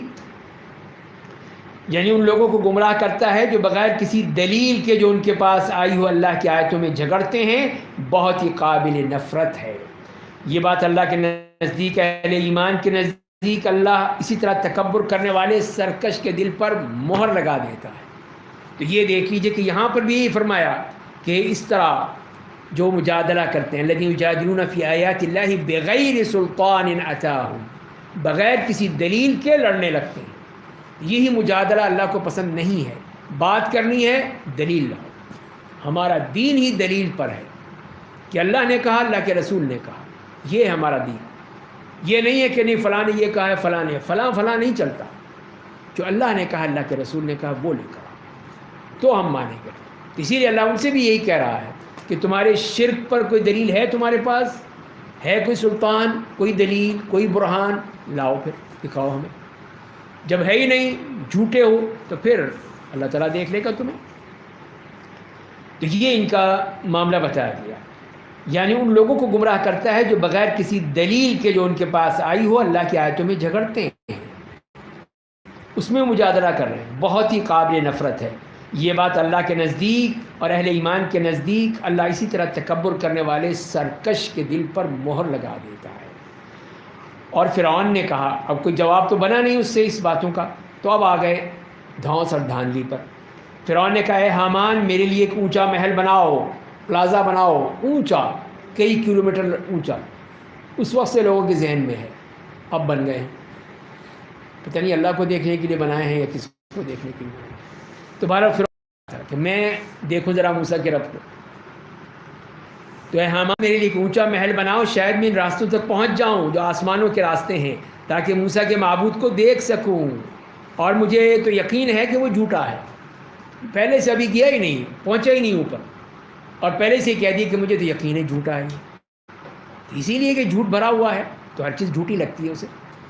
اور اسی طرح فرعون کی نگاہوں میں اس کے برے اعمال خوبصورت اور اچھے بنا دیے گئے، اور اسے راہ حق سے روک دیا گیا، اور فرعون کی سازش تو ناکام ہونا ہی تھی، اس نے تو ناکام ہی ہونا تھا، اس لیے کہ سب کچھ اللہ نے ختم کر دیا، کچھ نہیں باقی رہا۔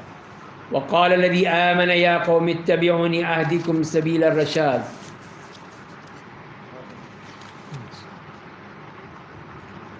اور مرد مومن نے کہا میری قوم کے لوگوں تم میری پیروی کرو، میں تمہیں بھلائی کی راہ دکھاؤں گا۔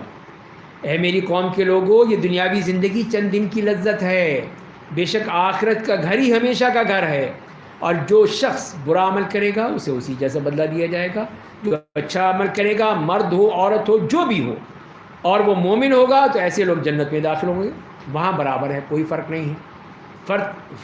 شرط صرف ایک ہے کہ مومن مرد ہے عورت ہے، جس نے بھی ایمان اور عبادت کی عمل صالح کیا وہ جائے گا جنت میں، اس میں کوئی فرق نہیں رکھا۔ تو ایسے لوگ جنت میں داخل ہوں گے جہاں انہیں بے حساب روزی ملتی رہے گی۔ تو اے میری قوم کے لوگوں حیرت ہے کہ میں تمہیں جہنم سے چھٹکارے کی دعوت دے رہا ہوں، تمہیں جنت سے بچانے کی بات کر رہا ہوں، اور تم مجھے جہنم میں جانے کی دعوت دے رہے ہو۔ تم میرے لیے یہ چاہتے ہو، میں تمہارے لیے کیا چاہ رہا ہوں؟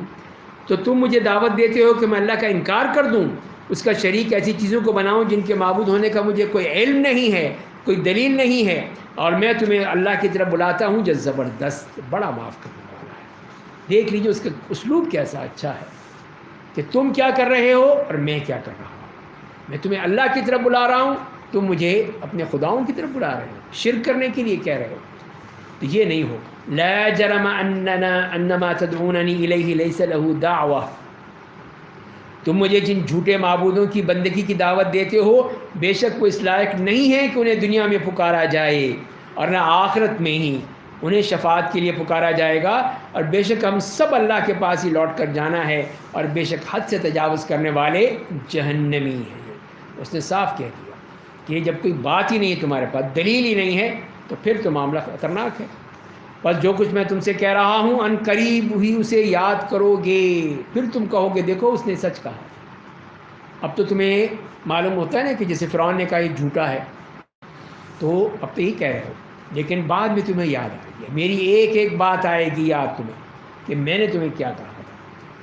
تو فرمایا کہ میں اپنا معاملہ اللہ کے سپرد کرتا ہوں، بے شک اللہ اپنے بندوں کے حالات پر پوری نظر رکھتا ہے، پوری طرح وہ جانتا ہے۔ فوقاہ اللہ سیئات ما مکروا، تو پس اللہ نے اسے فرعون اور فرعونیوں کی بری سازشوں سے بچا لیا، وہ بچ گئے، یہ اللہ نے بچا لیا ان کو، اللہ کے نیک بندے تھے تو وہ بچ گئے پھر، اور فرعونیوں کو برے عذاب نے گھیر لی اور وہ سب ڈبو دیے گئے، سب ختم ہوئے۔ تو یہ مومن بھی اور موسیٰ علیہ السلام بھی اور ان کے ساتھی بھی سب بچ گئے۔ وہ لوگ صبح شام نارے جہنم کے سامنے پیش کیے جاتے ہیں، یہ فرعونیوں کے بارے میں کہہ دیا کہ ان کا ناشتہ اور رات کا کھانا دونوں جہنم میں، صبح شام یہ ان کا ہے۔ اور جس دن قیامت آ جائے گی اللہ کہے گا فرعونیوں کو سب سے سخت عذاب میں ڈال دو، تو یہ ڈبل عذاب ہوگا۔ یہ تو ایک تو یہ کہ صبح شام جو روزانہ کی روٹین ہے اس کے مطابق عذاب مل رہا ہے، ایک وہ ہے جو قیامت کے دن ہوگا جس سے اللہ تعالیٰ فرمایا جس دن قیامت آ جائے گی اللہ کہے گا فرعونیوں کو سب سے سخت عذاب داخل کر دو۔ تو یہ کیا ہے؟ یہ عذاب قبر ہے۔ دو عذاب ہو گئے نا، ایک پہلے یہ فرمایا ہے روزانہ کا ہے صبح شام کا، تو یہ عذاب قبر ہے، اور دوسرا وہ آخری عذاب ہے وہ ہمیشہ ہمیشہ کے لیے ہے، وہ پھر آخرت میں ہوگے جب فیصلے ہو جائیں گے سب۔ تو پھر بھی ماننے والے نہیں مانتے، کہتے ہیں نہیں عذاب قبر ہوگا ہی نہیں، کچھ بھی نہیں ہے، کہاں ہے قرآن میں؟ دیکھ لو قرآن میں صاف آ گیا، قرآن میں کہہ دیا کہ یہ ہے کہ عذاب قبر ہے۔ تو اسی لیے نبی کریم صلی اللہ علیہ وسلم بھی اس سے اللہ کی پناہ مانگا کرتے تھے اور ہم سے بھی کہتے تھے کہ اللہ کی پناہ لو۔ تو آپ نے کہا ہے کہ آگاہ رہو، تم لوگ قبروں میں آزمائشوں میں ڈالے جاؤ گے، ہوگا، لازمی ہوگا، بچو گے نہیں۔ تو اس کی مثال ہمارے سامنے ہی آ گئی۔ اور جب جہنمی آگ میں ایک دوسرے سے جھگڑیں گے تو کمزور لوگ تکبر کرنے والے سے کہیں گے ہم تو تمہاری پیروی کرتے تھے، تم نے جو کہا تھا اس پہ چلتے تھے، بس تمہارے پیچھے تھے، تو کیا آج عذاب جہنم کے کسی حصے سے تم ہمیں نجات دلا سکتے ہو؟ تھوڑی سی ہمارے ساتھ کر لو کہ تھوڑا سا تم برداشت کر لو، تھوڑا سا ہم برداشت کر لیتے ہیں، اس طرح گزارا کرنا ہے اب تو یہ ان سے کہیں گے، اپنے جو بڑے ہیں، لیڈر ہیں، تکبر کرنے والے، ان سے کہیں گے۔ تو تکبر کرنے والے کہیں گے ہم سب جہنم میں ہیں، بلا شبہ اللہ نے بندوں کے درمیان فیصلہ کر دیا ہے، کوئی فرق نہیں پڑے گا، کوئی مسئلہ نہیں ہوگا کہ ہم اٹھائیں تم اٹھائے، اٹھانا ہر ایک نے اپنا اپنا ہی ہے۔ تو اسی لیے اب سب جہنم میں ہیں، اب کوئی فائدہ نہیں ہے، تو لڑتے رہو پھر۔ وقال الذین فی النار لخزنۃ جہنم، اور جو لوگ جہنم میں ہوں گے وہ جہنم کے محافظوں سے کہیں گے ذرا اپنے رب سے دعا تو کرو ایک دن کے لیے ہم سے عذاب کو ہلکا کر دیں، ایک دن کی چھٹی کر دیں، بس اتوار کی دن ہی ہو چاہے، اس دن عذاب نہیں ہونا چاہیے۔ تو انہوں نے چھٹی مانگی، کہا ذرا فرشتوں سے کہ جاؤ کہو ذرا رب سے کہہ دو کہ یہ جہنم والے ایک ریکویسٹ بھیج رہے ہیں آپ کی طرف، تو ذرا آپ سوچ لیں، غور فکر کر لیں اس پر۔ تو یہ انہوں نے کہا کہ ایک دن کی چھٹی۔ تو محافظین جہنم کہیں گے کیا تمہارے پیغمبر کھلی نشانیاں لے کر تمہارے پاس نہیں آئیں گے؟ وہ کہیں گے ہاں آئے تو تھے، تو پھر تم خود ہی دعا کرو، میں ہم کیوں جائیں؟ پھر کافروں کو دعائیں رائے گاہیں ہی جائیں گے، پھر وہ چیخیں گے، چلائیں گے، مانگیں گے، لیکن کوئی فائدہ نہیں ہے۔ فرشتے صاف انکار کر دیں گے، ہم اس کام کے لیے تھوڑی ہیں کہ تمہاری سفارشیں لے کر جائیں اللہ کے پاس، نہیں ہم نہیں جانتے، مانتے ہی نہیں، تم خود ہی جاؤ، تمہارے پاس کوئی ہے لائن تو ملا لو اللہ سے، کوئی فائدہ نہیں ہے۔ تو اسی لیے انہیں کوئی فائدہ نہیں ہوگا، ان کی دعائیں، ان کی چیخ پکار کوئی فائدہ نہیں۔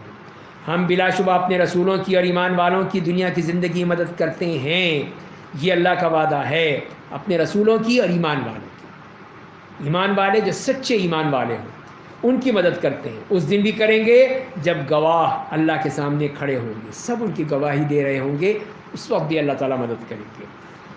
اور جس دن ظالموں کی معذرت انہیں فائدہ نہیں پہنچائے گی، ان پر پھٹکار برسے گی اور ان کا ٹھکانہ بہت برا ہوگا، یہ ان کا معاملہ ہوگا۔ اور ہم نے موسیٰ کو کتاب ہدایت تورات دی اور بنی اسرائیل کو اس کتاب کا وارث بنا دیا، وہ کتاب ہدایت کا سرچشمہ اور عقل والوں کے لیے نصیحتوں کا خزانہ تھی۔ تو تورات کا بھی ذکر فرمایا کہ یہ اللہ کی کتاب جو موسیٰ علیہ السلام کو دی گئی تھی۔ اس کے اگلے پیراگراف میں 55 سے 76 تک رسول اللہ صلی اللہ علیہ وسلم کو ہدایات دی گئی ہیں۔ فاصبر ان وعد اللہ حق، پس اے میرے نبی آپ صبر کیجئے، بے شک اللہ کا وعدہ برحق ہے۔ اور وہ اپنے گناہوں کی معافی مانگتے رہیے اور شام اور صبح کے وقت اپنے رب کی تعریف اور پاکیزگی بیان کیجیے۔ تو یہ ہدایات ہیں جو اللہ کے رسول صلی اللہ علیہ وسلم کے لیے ہیں۔ اور اس کے بعد جو فرمایا کہ بے شک جو لوگ اللہ کی آیتوں میں بغیر کسی دلیل کے جو ان کے پاس آئی، اللہ کی طرف سے آئی ہو، جھگڑتے ہیں، جھگڑنے لگتے، یہی مجادلہ، یہی ہے جدال، جو اللہ کی آیات میں بغیر کسی دلیل کے جھگڑتے ہیں۔ کوئی ان کے پاس دلیل نہیں ہے، کوئی ان کے پاس حق نہیں ہے، لیکن خام خواہ ان کے سینوں میں کبر و غرور چھپا ہوا ہے، وہ اپنا مقصد کبھی حاصل نہیں کر پائیں گے۔ بس آپ اللہ کی پناہ مانگیے، وہ بے شک خوب سننے والا، بڑا دیکھنے والا ہے۔ لخلق السماوات والارض اکبر من خلق الناس، یقیناً آسمان اور زمین کی تخلیق انسانوں کی تخلیق سے زیادہ بڑی بات ہے، بہت بڑی بات ہے یہ، لیکن اکثر لوگ اس بات کو نہیں جانتے، نہیں سمجھتے۔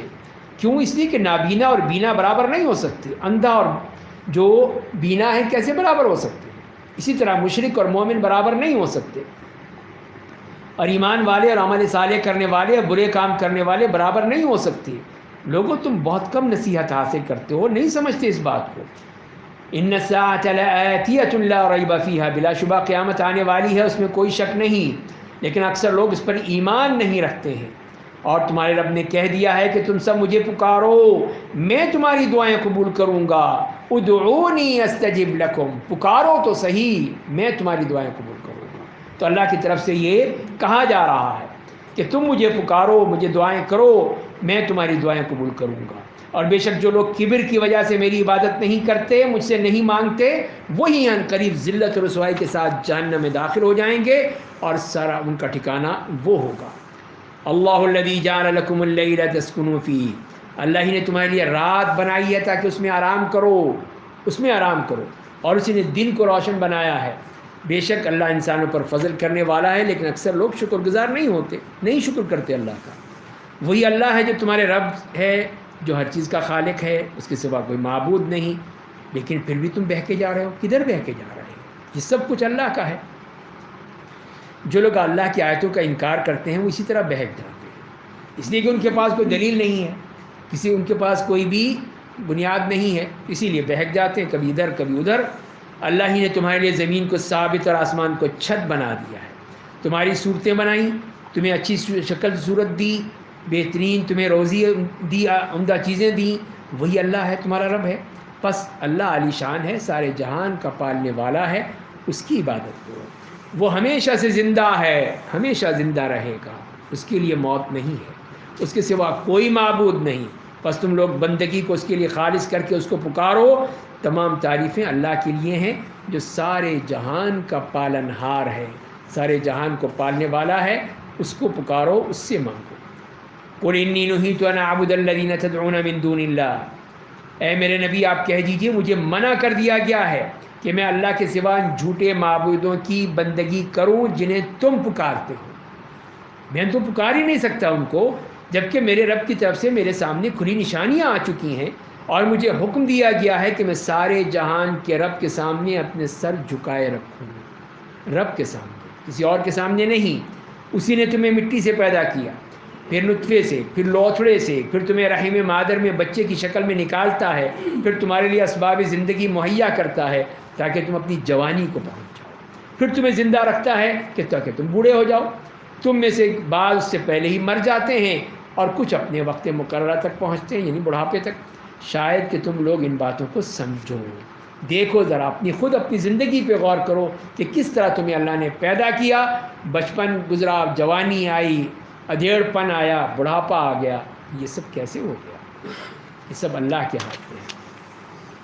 هو الذی یحیی و یمیت، وہی ہے جو زندہ کرتا ہے اور مارتا ہے۔ پس جب وہ کسی چیز کا فیصلہ کرتا ہے تو اس سے کہتا ہے کہ ہو جا، وہ ہو جاتی ہے۔ یہ ہے اس کا کمال، یہ ہے اس کی قدرت۔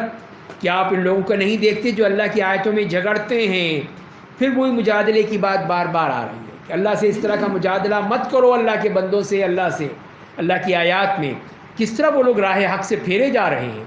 یقین یعنی وہ لوگ جنہوں نے قرآن اور ان کتابوں کو جھٹلایا، مانتے ہی نہیں ہیں، صرف جھگڑنے آ گئے، جن کے ساتھ ہم نے اپنے رسولوں کو بھیجا تھا، پس وہ عنقریب اپنا انجام جان لیں گے، پتہ چل جائے گا حشر کیا ہوگا۔ جب ان کی گردنوں میں طوق پڑے ہوں گے، زنجیروں کے ذریعے گھسیٹے جائیں گے، جنہیں تم اللہ کا شریک بناتے تھے، اور پھر وہ کھولتے ہوئے پانی میں، پھر آگ میں جلائے جائیں گے۔ یہ ہے ان کا حشر۔ یہ بتا دیا اللہ تعالیٰ نے ان لوگوں کا جہنم میں۔ پھر ان سے کہا جائے گا کہاں ہیں وہ جنہیں تم اللہ کا شریک بناتے تھے؟ لاؤ ذرا دکھاؤ، ان سے کہو بھائی جان چھڑائیں تمہاری۔ یعنی اللہ کے سوا جھوٹے معبود وہ کہیں گے کہ وہ تو ہم سے غائب ہو گئے، پتہ نہیں کہاں گئے، پتہ ہی نہیں ہمارا کو۔ ان کے لیے اخبار میں اشتہار دینا پڑے گا، تو مل ہی نہیں رہے، کہیں سارے غائب ہو گئے۔ جیسے کہ رمضان کے بعد نمازی غائب ہو جاتے ہیں نا مسجد سے، پھر ان کو ڈھونڈنا پڑتا ہے کہاں گئے، تو پھر تلاش گمشدہ کا اشتہار لگا دینا چاہیے کہ کچھ تھے نمازی جو مسجد میں آیا کرتے تھے، اب غائب ہو گئے ہیں، جس کو بھی ملے واپس بھیج دیں۔ تو اسی طرح یہ لوگ ہیں، ان مشرکین ان کے بارے میں یہی کہیں گے کہ وہ تو غائب ہو گئے، اب مل ہی نہیں رہے ہمیں، بلکہ ہم پہلے اللہ کے سوا کسی چیز کو نہیں پکارتے تھے۔ اللہ کافروں کو اسی طرح گمراہ کر دیتا ہے۔ یہ ہے ان کا معاملہ۔ ذَلِكُمْ بِمَا كُنْتُمْ تَفْرَحُونَ فِي الْأَرْضِ بِغَيْرِ الْحَقِّ، تمہارا انجام اس لیے ہے کہ تم ناحق زمین میں رنگ رلیاں مناتے تھے، جشن مناتے تھے، ناچتے تھے، کودتے تھے، اتراتے پھرتے تھے۔ جہنم کے دروازوں سے داخل ہو جاؤ جہاں تمہیں ہمیشہ کے لیے رہنا ہے، پس تکبر کرنے والوں کے لیے بہت برا ٹھکانہ ہے۔ اور پھر آخر میں یہ جو مغرور قیادت کو ہلاکت کی دھمکی دے دی ہے کہ دیکھو تمہارا حشر کیا ہوگا، بس آپ صبر کیجئے، بے شک اللہ کا وعدہ برحق ہے۔ پھر یا تو ہم آپ کو اس عذاب کا بعد حصہ دکھلا دیں گے جس کا ہم نے ان سے وعدہ کر رکھا ہے، یعنی آپ خود دیکھ لیں گے اپنی آنکھوں سے، یا کیا کریں گے، ہم آپ کو اٹھا لیں گے تو ان سب کو ہمارے ہی پاس لوٹ کر آنا ہے. یعنی دونوں چیزیں ہو سکتی ہیں، اللہ تو جانتا ہے، لیکن رسول اللہ کو بتایا جا رہا ہے کہ یا تو آپ اپنی زندگی میں دیکھ لیں گے ان کا حشر، یا پھر آپ چلے جائیں گے، بعد میں ان کا حشر ہوگا. اور ہم نے آپ سے پہلے بہت سے رسول بھیجے ہیں، ان میں سے بعض کے واقعات ہم نے آپ کو بیان کر دیے ہیں، اور بعض کے واقعات ہم نے آپ کو نہیں بیان کیے، سارے نہیں بیان کیے، تھوڑے سے بیان کیے. اور کوئی رسول یہ قدرت نہیں رکھتا تھا کہ وہ اللہ کے حکم کے بغیر کوئی معجزہ پیش کر سکے، اس کے پاس کوئی طاقت نہیں تھی کہ میں کچھ کر سکوں. ان کے ہاں میں نہیں ہوتی تھی، وہ جو کہتے تھے کہ اللہ کرے گا، جو چاہے گا وہ کرے گا، میں کچھ نہیں کروں گا، میں کر ہی نہیں سکتا کچھ، صاف انکار کر دیتے تھے. تو فرمایا پھر جس وقت اللہ کا حکم آ جائے گا تو حق کے مطابق فیصلہ کر دیا جائے گا، اور اس وقت جھوٹے لوگ خسارے میں پڑ جائیں گے، خسارہ ہی خسارہ ہوگا. اللہ الذی جعل لکم الانعام، اللہ ہی نے تمہارے لیے چوپائے بنائے ہیں تاکہ ان میں سے بعض پر تم سوار ہو جاؤ، بعض کا گوشت کھاؤ. کتنی بڑی نعمتیں ہیں تمہارے لیے. اور تمہارے لیے ان میں دوسرے فائدے بھی ہیں تاکہ تم ان پر سوار ہو کر اپنی ضرورت کو پوری کر لو جو تمہارے سینوں میں پوشیدہ ہے. کہیں جانا ہے تو یہ سواریاں موجود ہیں، اور تم ان جانوروں اور کشتیوں پر ایک جگہ سے دوسری جگہ لے جائے جاتے ہو، تو یہ سب اللہ کی طرف سے مسخر کر دی گئی تمہارے لیے. اللہ تمہیں نشانیاں دکھاتا ہے، یہ اللہ کی نشانیاں ہیں. تم اللہ کی کن کن آیتوں کا انکار کرو گے؟ یہ اللہ کی نشانیاں تمہارے ہر قدم پہ بکھری ہوئی ہیں، اور تم ماننے کو تیار نہیں ہو. کیا انہوں نے زمین میں سفر کر کے ان کافروں کا انجام نہیں دیکھا جو ان سے پہلے گزر چکے ہیں؟ نکلو باہر، دیکھو، سیر و سیاحت کرو، لیکن با مقصد ہونا چاہیے تاکہ ان کا حشر دیکھ لو. ان کی تعداد ان سے زیادہ تھی، طاقت میں زیادہ تھے، زمین میں بطور آثار ان کی عمارتیں بہت تھیں، بس ان کی کمائی کسی کام نہیں آئی. وہ اپنے اپنے زمانے کی سپر پاورز تھیں، لیکن اللہ کے سامنے کوئی نہیں چلی، سب کچھ ختم ہو گیا. فلما جاءتهم رسلهم بالبينات، بس جب ان کے پیغمبر ان کے پاس کھلی نشانیاں لے کر آئے تو بذام خود اپنے علم پر خوش ہونے لگے. دیکھا ہمارے پاس کیا ہے، بڑی تہذیب ہے، بڑا علم ہے، بڑا یہ ہے، بڑا وہ ہے. اور انہیں اس عذاب نے گھیر لیا جس کا وہ مذاق اڑاتے تھے. کوئی فائدہ نہیں ہوا، سارے علم کا، تجربے کا سب ختم ہو گیا. بس جب انہوں نے ہمارا عذاب دیکھ لیا تو کہنے لگے کہ ہم ایک اللہ پر ایمان لے آئے اور ان جھوٹے معبودوں کا انکار کرتے ہیں جنہیں اللہ کا شریک بناتے تھے. اب آیا ان کو عذاب دیکھ لیا تو اب کہہ رہے ہیں کہ ایمان لا رہے ہیں ہم. بس جب انہوں نے ہمارا عذاب دیکھ لیا تو ان کا ایمان ان کے کسی کام نہ آیا. تو یہ ایمان قبول نہیں ہے اللہ کو کہ موت کو دیکھ کر فرعون کی طرح پھر کہیں کہ میں ایمان لے آیا، یا عذاب کو دیکھ کر کہیں گے کہ ایمان لے آئے. یہ ایمان بالغیب تو نہیں ہے. ایمان بالغیب ہی اللہ کو پسند ہے، وہی اللہ قبول کرے گا. ایمان بالشہود نہیں قبول کرے گا کہ آنکھیں سے دیکھ لیں کہ اب تو دیکھ لیا اللہ، اب ہمیں ٹھیک ہے ایک موقع اور دے دو. نہیں، ایسا نہیں ہوگا. تو اللہ کے اپنے بندوں کے بارے میں ہمیشہ یہی سنت رہی ہے، یہی قانون ہے اللہ کا. اور اس وقت کافروں کی بربادی کے سوا کچھ ہاتھ نہ آیا، کچھ نہیں ملا، سب وہ اسی طرح ہی اللہ کے ہاں پہنچ گئے، اس کی جہنم میں چلے گئے. اس کے بعد سورہ حامیم السجدہ ہے، جس میں مکی صورت ہے، 54 آیات ہیں. اور اس کا جو مرکزی مضمون ہے تو اس میں یہ فرمایا گیا ہے کہ قرآن کی دعوت و توحید و آخرت کو تسلیم کرو، صبر و استقامت کا مظاہرہ کرو گے تو اللہ تعالیٰ ساری تمہاری جو مصیبتیں ہیں دنیاوی اور اخروی سب ختم کر دے گا، تمہیں اس کی نعمتوں سے نوازے گا. اور ربوبیت کو صرف اللہ کے لیے منسوب کر دو اور اس عقیدے پر ڈٹ جاؤ. ان الذین قالوا ربنا اللہ ثم استقاموا، ڈٹ جاؤ. یہ ہے اصل چیز جو تم نے کرنی ہے. بسم اللہ الرحمن الرحیم. حامیم تنزیل من الرحمن الرحیم. حامیم، یہ کتاب نہایت مہربان بے حد رحم کرنے والے کی طرف سے نازل کردہ ہے. یہ ایک ایسی کتاب ہے جس کی آیتیں واضح کر دی گئی ہیں، جو عربی قرآن ہے، عربی میں آئی ہیں. تم لوگ عرب ہو، سمجھتے ہو. ان لوگوں کے لیے جو علم رکھتے ہیں، جو سمجھتے ہیں اس بات کو، ان کے لیے یہ پھر آیتیں واضح ہیں، جو خوشخبری دینے والا اور ڈرانے والا ہے. لیکن اکثر لوگوں نے اس سے منہ پھیر لیا، اسے سنتے ہی نہیں ہیں، سننے کی کوشش ہی نہیں کرتے. سن تو لیں بھائی، سننے میں کیا ہے، لیکن نہیں، سننا بھی نہیں ہے. اور کافروں نے کہا کہ جن باتوں کی طرف تم ہمیں بلاتے ہو انہیں سننے سے تو ہمارے دل میں دور پردوں میں چھپے ہوئے ہیں. دل دور پردوں میں چھپے ہوئے ہیں، یعنی ہم تو پردوں میں آ گئے ہیں، غلاف لگے ہوئے ہیں، ہم سن ہی نہیں سکتے، سمجھ ہی نہیں سکتے. یہ اپنی طرف سے انہوں نے بہانے شروع کر دیے. اور دوسری بات کیا ہے، ہماری کانوں میں بہرا پن ہے، بالکل کان بہرے ہو گئے ہیں، ہم تمہاری سن ہی نہیں رہے تم کیا کہہ رہے. اور تیسری چیز، ہمارے اور تمہارے درمیان ایک اوٹ ہے، ایک پردہ ہے، بس تم اپنا کام کرو، ہم اپنا کام کرتے ہیں، بس ہم سنتے نہیں تمہاری باتیں. یہ ہے ان کا انکار، جو نے صاف انکار کر دیا.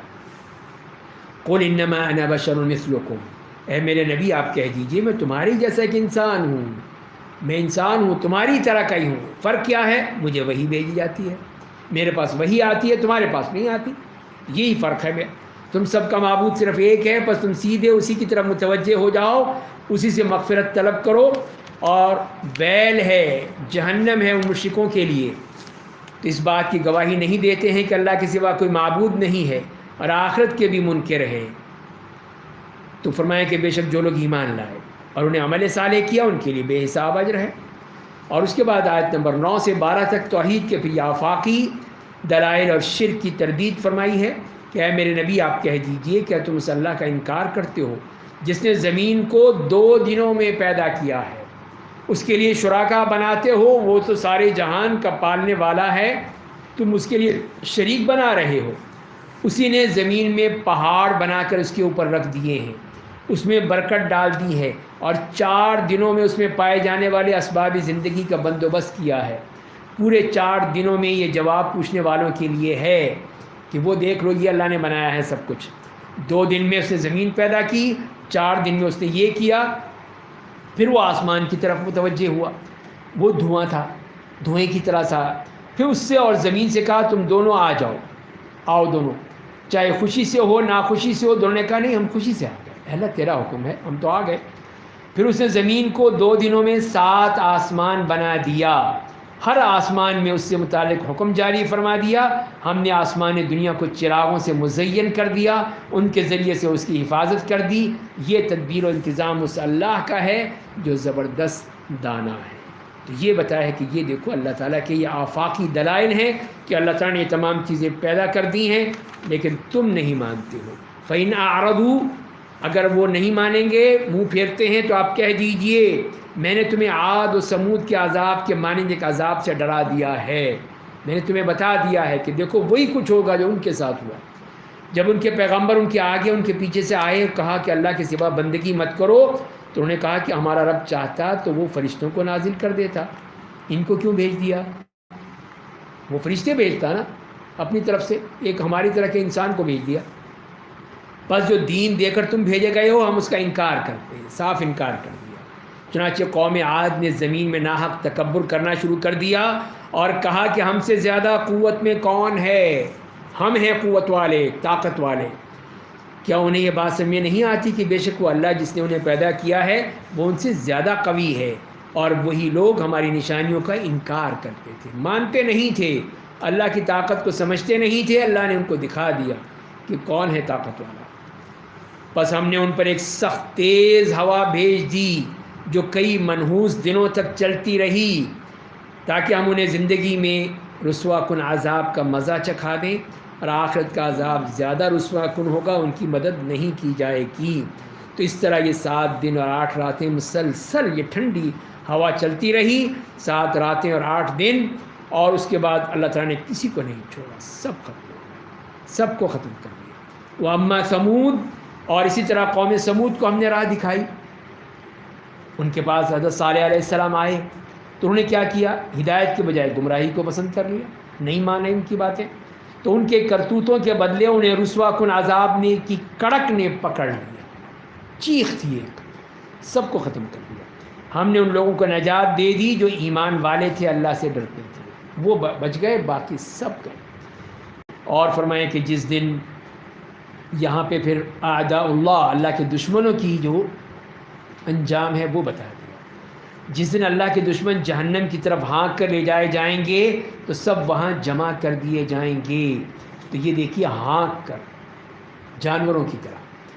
اور یہاں تک کہ جب اس کے پاس آ جائیں گے تو ان کے کان، ان کی آنکھیں، ان کے چمڑے، ان کی کھالیں ان کے برے کرتوتوں کی گواہی دیں گے. سب بتائیں گے کہ یہ کیا کرتا تھا، اس کے کرتوت کیا تھے اس شخص کے. ان کے ہاتھ پاؤں ان کی کھال یعنی پورا جسم کے ہر عضو جو ہے وہ اللہ کے یہاں گواہی دے دے گا کہ اللہ یہ تھا یہ شخص. تو وہ اپنی کھالوں سے کہیں گے کہ تم نے ہمارے خلاف کیوں گواہی دی, تم نے بھی بولنا شروع کر دیا, کافی نہیں تھا یہ جو ہاتھ پاؤں بول رہے ہیں تم بھی بول رہی ہو. تو وہ کہیں گے کہ ہمیں اس اللہ نے قوت گویائی دے دی ہے جس نے ہر چیز کو قوت گویائی دی ہے, ہر چیز کو اس نے دی ہے, تو ہم کیوں نہ بولیں, ہم بھی بولیں گے. اور اسی نے تمہیں پہلی بار پیدا کیا, اسی کے پاس تمہیں لوٹ کر جانا ہے. اس طرح اس کے خلاف وہ گواہیاں جمع ہو جائیں گی.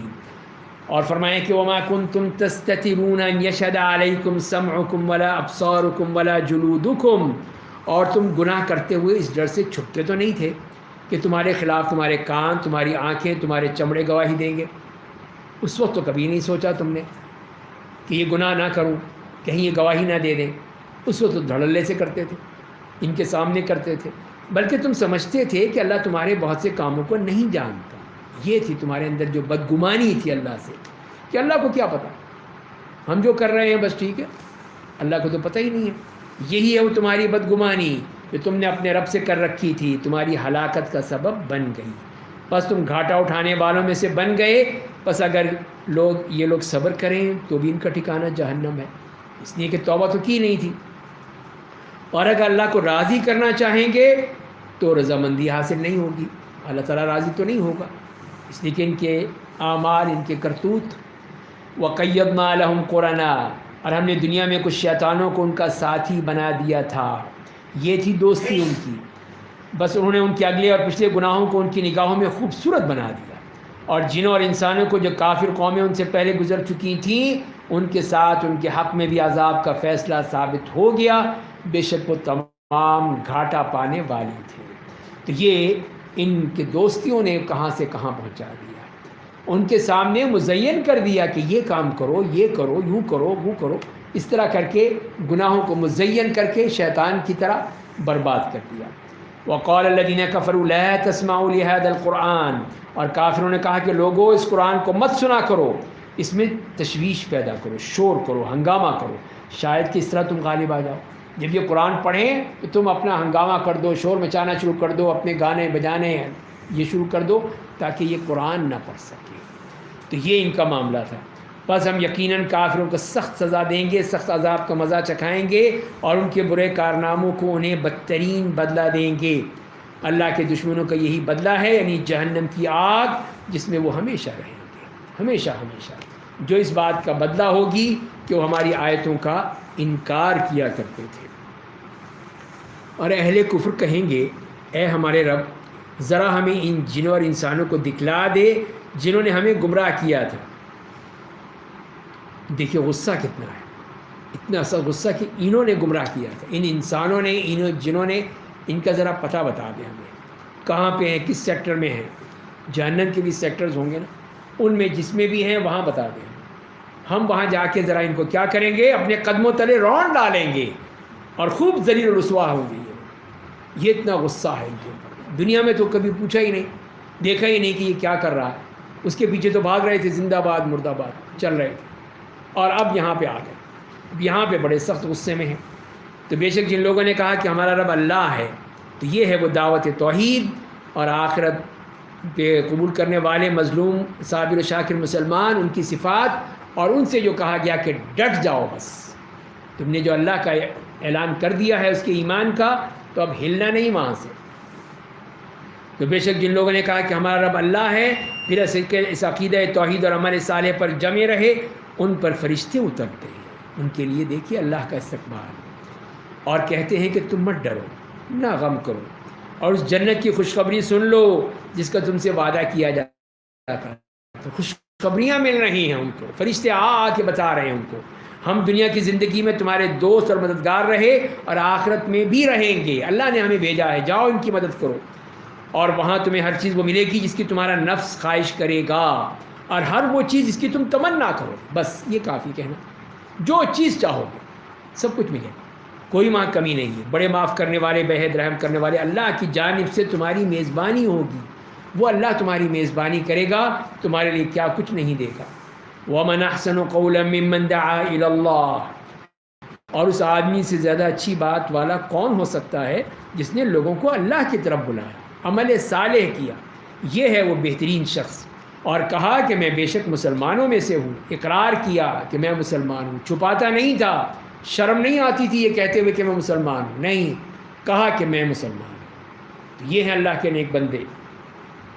اور نیکی اور برائی برابر نہیں ہوتی، آپ برائی کو بطریق احسن ٹال دیجیے، بدلہ مت دیجیے، چھوڑ دیجیے، تو آپ دیکھیں گے کہ آپ اور جس آدمی کے درمیان عداوت ہے وہ آپ کا گہرا دوست بن جائے گا۔ بدلہ لیں گے تو پھر دشمنی قائم رہے گی، لیکن اگر آپ معاف کر دیں گے دوستی بن جائے گی۔ تو دوستی بنائیں نا، پھر آپ دشمنی نہ بنائیں۔ اور یہ صفت کس میں ہے؟ صرف ان لوگوں میں پیدا ہوتی ہے جو صبر کرتے ہیں، غصے کو پی جاتے ہیں، ان میں یہ صفت ہوتی ہے۔ اور یہ صفت صرف بڑے نصیبوں والوں کے یہاں آتی ہے، ہر ایک کو نہیں ملتی۔ بڑے نصیب والے جو ہیں انہی کی ہوتی ہے کہ جو صبر کرتے ہیں، برداشت کرتے ہیں، اپنے غصے کو پی جاتے ہیں، وہ لوگ ہوتے ہیں بہت ہی نصیبے والے۔ وَإِمَّا يَنزَغَنَّكَ مِنَ الشَّيْطَانِ نَزْغٌ فَاسْتَعِذْ بِاللَّهِ إِنَّهُ هُوَ السَّمِيعُ الْعَلِيمُ۔ اور اگر شیطان کا کوئی وسوسہ آپ کو گناہ پر ابھارے تو اللہ کی پناہ میں آئیں، وہ بے شک خوب سننے والا، بڑا جاننے والا ہے، وہ آپ کو بچا لے گا۔ اس کے بعد پھر مزید دلائل ہیں، آفاق کے اور عقلی دلائل ہیں۔ فرمایا کہ وَمِنْ آيَاتِهِ اللَّيْلُ وَالنَّهَارُ وَالشَّمْسُ وَالْقَمَرُ لَا تَسْجُدُوا لِلشَّمْسِ وَلَا لِلْقَمَرِ وَاسْجُدُوا لِلَّهِ الَّذِي خَلَقَهُنَّ إِن كُنتُمْ إِيَّاهُ تَعْبُدُونَ۔ اور اس کی نشانیوں میں رات اور دن، آفتاب اور ماہتاب ہیں۔ لوگوں تم سورج کو سجدہ مت کرو، نہ چاند کو، نہ آفتاب کو، نہ ماہتاب کو، اور اس اللہ کو سجدہ کرو جس نے انہیں پیدا کیا ہے، جو ان کا خالق ہے، اگر تم صرف اسی کی عبادت کرتے ہو۔ بس اگر یہ لوگ تکبر کی وجہ سے اللہ کی عبادت نہ کریں تو نہ کریں، پھر بھگتے۔ وہ فرشتے جو آپ کے رب کے پاس ہیں وہ رات دن اس کی پاکیزگی بیان کرتے ہیں اور تھکتے نہیں ہیں، وہ ہے پاکیزگی بیان کرنے والے۔ تو یہاں پہ تو سجدہ تلاوت ہے۔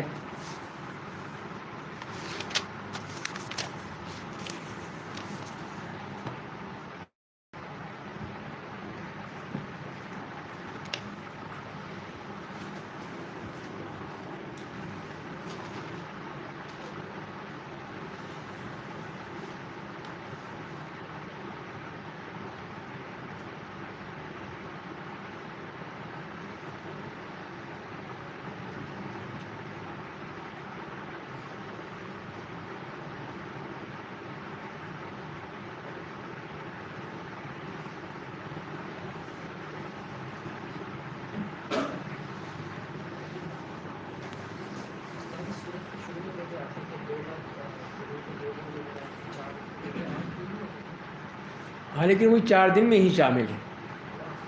ہاں اصل تو 6 دن ہی ہے، اسی لیے یہی فرمایا ہے کہ اللہ تعالیٰ نے 6 دنوں میں پیدا کی ہے یہ دنیا، تو اسی لیے وہ 6 دن ہی ہیں، لیکن ان کو اس طرح الگ الگ کر کے بیان کیا ہے۔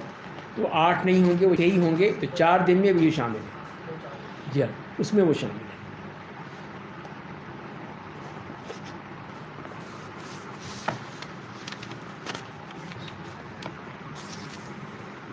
وَمِنْ آيَاتِهِ أَنَّكَ تَرَى الْأَرْضَ خَاشِعَةً فَإِذَا أَنزَلْنَا عَلَيْهَا الْمَاءَ اهْتَزَّتْ وَرَبَتْ۔ اور اس کی نشانیوں میں سے یہ ہے کہ آپ زمین کو مردہ، قحط زدہ دیکھتے ہیں، پھر جب ہم اس پر بارش برسا دیتے ہیں تو اس میں زندگی آ جاتی ہے اور ابھر جاتی ہے۔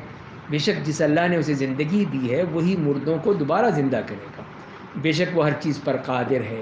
تو یہ ہے اللہ تعالیٰ کی قدرت کہ کس طرح مردہ زمین کو زندہ کر دیا۔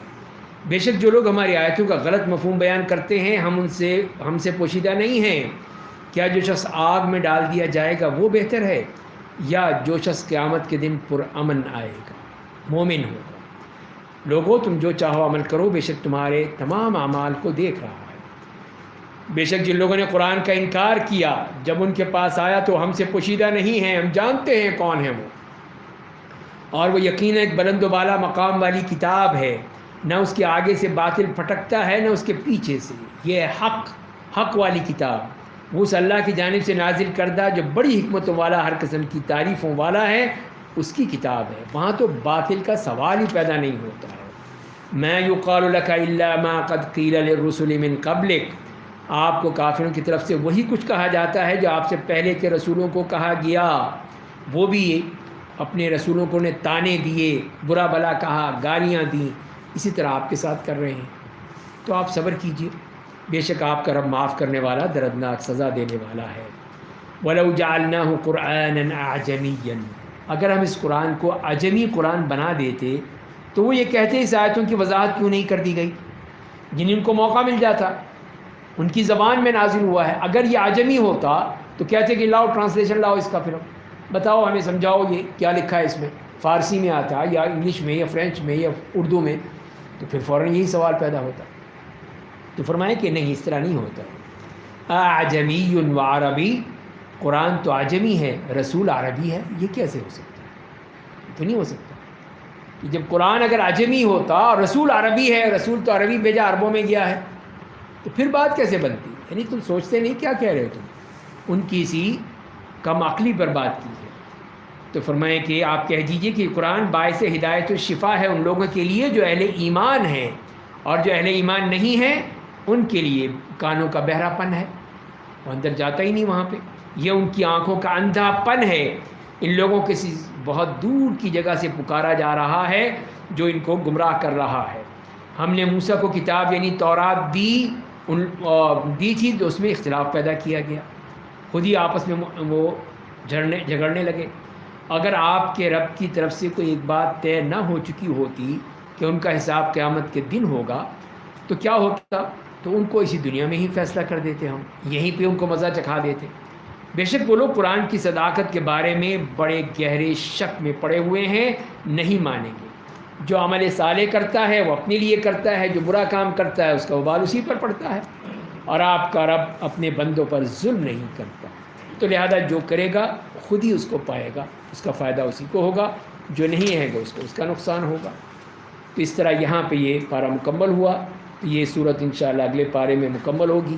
اللہ تعالیٰ ہمیں قرآن کو سمجھنے اور عمل کرنے کی توفیق عطا فرمائے۔ یہ کچھ سوالات ہیں جو کہ کیے گئے ہیں۔